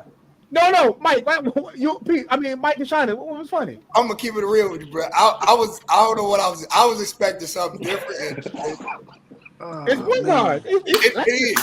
That's like I put Joe Blow up here. Oh my God! I'm hey, just right off the bat. I'm laughing at them little bitty ass shorts. I ain't gonna even lie to you. That's what I was laughing at. Hey, right off the bat, I'm starting Isaiah Thomas. No question. It's tough. Respectfully, it shouldn't be. And I'm gonna tell you why. I'm starting Isaiah Thomas. I'm actually going to bench Steve Nash, and I'm cutting. I agree. Okay. I agree. Even though I don't want to because Nash was a better scorer, just as good as passer, but Nash was no good on defense. Yeah. And Stockton was pretty good on defense, but yeah, I think I'm gonna go with that. Shondas. Give me Isaiah number one. We're gonna start Isaiah, of course. Next to Magic, I think he the GOAT as point guards anyway. Give me Stockton the bench, and then I'm gonna have to cut the. And the only reason why I'm cutting this fool is because he won that MVP. MVP over He should not have won that MVP, man. So fuck him. You MVP at the one, this little dude. I need him on my team, man. He shouldn't have won that MVP. Oh wow. Barry, who you got? Man, I'm starting Isaiah. I'm benching Steve, and I'm cutting John. Like the accolades, like Isaiah got 2 championships, Steve got 2 MVPs, and what John got? I don't know. Disrespect to John. I don't really know. All-time leader in assists. All-time leader in assists. All-time leader in steals. Defense, offense. I'll take it. The Mike, best pick and roll offenses of all time. Best pick and roll, man. I'll take it. Mike, who you got? Cutting number 12, starting number 11, benching 13. Benching number 11. Benching. Wait, you cutting who? I'm cutting them. Okay. Benching my boy Nash and Isaiah let roll. You got shit to do. Because at the end of the day, if my boy get the tweaking, I'm putting Isaiah back in. Rich. Right. Yeah. Starting Zeke, benching John and cutting Nash. Can you tell me why? I just prioritize defense at the point guard position. Like I would prefer my point guards not being able to hide. And he led the league in steals. So ain't no passing lanes. All passing lanes, he taking that ball. Also, just keep it a bean. Like John Stockton is just as good as a pick and roll maestro as Steve Nash is. So can we talk like what makes sense? So if you think about it, right? Who do you expect off of the bench to really go at Steve Nash? Think about it. This is your you don't really think about the subject right now. This is your bench point guard. This ain't the dude who gonna finish games, start games. This is a dude that's gonna give you 14, 15 minutes a game. Ain't no point guard on every team gonna come in and he gonna do this the whole game. You know what I mean? Point guards ain't just going at Steve Nash in a bench situation. And two, like, well, we going at them too. Hall of Famers. We debating. It ain't. Yeah. No, I get that. I'm saying because the argument is saying he'll play defense, and I'm sitting here like understandable. But on a bench, if Lou Will ain't on that mug, you ain't really coming at me. And if not, I'm guarding the second dude. I'm not guarding the best player. Understandable though. Y'all are defensive guys. That's your prerogative. I'm not mad at that. Would you rather have T.J. O'Connell or D'Angelo Russell? You should have. Come on, bro. I'm on D-Lo. I'm going D-Lo. You nasty. I'm going D-Lo. As much as I wanted to get on Mike's nerves and say TJ, because I don't want to say it. Hey, if TJ did in the finals, I'm taking that. But so look, in their best seasons, Steve Nash 05-06, John Stockton 1989 and 90. We cool? Okay. Steve Nash 18.8, Stockton 17.2 points. Steve Nash 10.5 led the NBA. John Stockton 14.5 led the NBA. Rebounds. Reds, you love rebounding guards. Because y'all get to run. Y'all ain't got to worry about it. You can just go. He averaged 4. Stockton averaged 2. Field goal percentage was kind of the same. 51.2 for Steve, 51.4 for 51.4 for Stockton. 3-point percentage, 43 for Steve, 41 for John Stockton on a low value. They wasn't shooting it like that back then. So I'm just, team record, 54-28. Second in the West for Steve, 55-27. Third in the West. So it ain't too far. You missed the stat. Steals? It definitely ain't on there. I was going to add one to at the end. It's called MVP. Oh, okay. Look at you. No, but now before we get out of here, because Mike wasn't too happy with me that we didn't get to finish this topic. Really quickly, you don't got to go into why, but who do you guys have for MVP this upcoming season? Who will be the MVP this season? Like I said again. China's going with Luka. Okay. Luka legend. Luka the Don. Mike, who you pick? Can I ask a question first? Oh, go ahead. Y'all think this shit a game or something? I'm confused. I'm to be honest, like, do y'all really think Shorty really happy with how Luka? He's Shorty finna come back happy? I gotta see it. I gotta see it. Luka. I got a sleeper, but he ain't a sleeper. But go ahead, Rich. This name gonna be like what? But probably can. Don't say no goofy shit, man. Damn, that's tough, man. Who do you got for being MVP this season? Damn, bro. It's like all the. I feel like everyone getting injured and shit, man. Like, and that, yeah, that plays a part. That does play a part of it. Damn, man. Can Shea back to back it? Yeah, you can say that. Yeah, cool. Okay. Do you think the league? Do you think? Hold on. Do y'all think the league gonna let him come back in with that? We let Joker do it. Yeah, they will. And I'm talking about just as far as the free throw merchant, and they gonna be more aware. No, they're inclined. Like, man, we still got to try to find the next, whether he American or not. We got to find the next something to people to watch. So yeah. All right, Pete, who you got? My pick, I got. When I'm looking at the Nuggets retooling and they looking at AJ trying to win, I got the Joker. Again? Yep. Dang. Hey, I got a sleeper pick. And it's gonna piss me off because he's no longer with us. I'm going Anthony Davis. I'm going Anthony Davis. I'm expecting because no Kyrie. Listen, I know I said don't explain yourself real quick. No Kyrie. He can at least average 25 and 12 and about 2 blocks a game. This team probably gonna be winning. He's gonna be an all-star. He might be in there.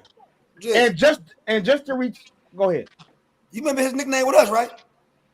Anthony Davis. Always down. Anthony Davis put the AD in trade. Street clothes Davis. Anthony Davis put the AD in trade. Damn. Coach Mo hit me with the what? Put the AD in trade. Hey man, it's just a pick, man. If it happens, I'll look like $1 million. If it don't, I'm fucking around, man. I'm just picking somebody, man. Come on, man. I'm going Hartenstein over that pick. But if he is in contention, though, I will be sitting here and saying, y'all remember, I'm gonna go back and clip it. But it's been another amazing episode. Well, hold on. Can KD Loki have a chance? That's a dark horse right there. Dark horse? Yep. They won't give it to him. KD don't want it. KD don't want it enough. He on Twitter too much. It's not even. I just think the media don't like KD. Like he'll never get. And it's the media who vote for I it. ain't gonna say that because he was on the terrible. That was terrible. If that team get to being first or second in the West, he definitely gonna be up there in contention for it. Think so? It would have to be. He putting up 27, 28 a game. Yeah, he's just gonna be there. He's gonna be there. It would have to be like. What do you average this year? 28. 28. Whoa! His most efficient year of his career, too. That's tough. But again, man, I appreciate everybody being here, man. This was a 2-hour show, the longest we ever went. But it's cool. We love talking hoops. That's what we're gonna do. It don't even feel like that. But it was another great panel, another great episode. Episode 8 is concluded. As he been here 8 times. Shout out to that, man. For everybody that's out there, man, we're gonna be back Thursday live and direct. So make sure you guys get on there. If you want to get on the panel, hit up me, hit up P, hit up Reg. We're gonna be locked in and loaded. And as always, stay elite, baby. Everything I came for, everything I made for. Oh God, oh God, oh God. I'ma get everything I came for, everything I made for. Oh God, oh God. We depended on our brothers when that rain came. To lose it all, I stood tall and remained sane.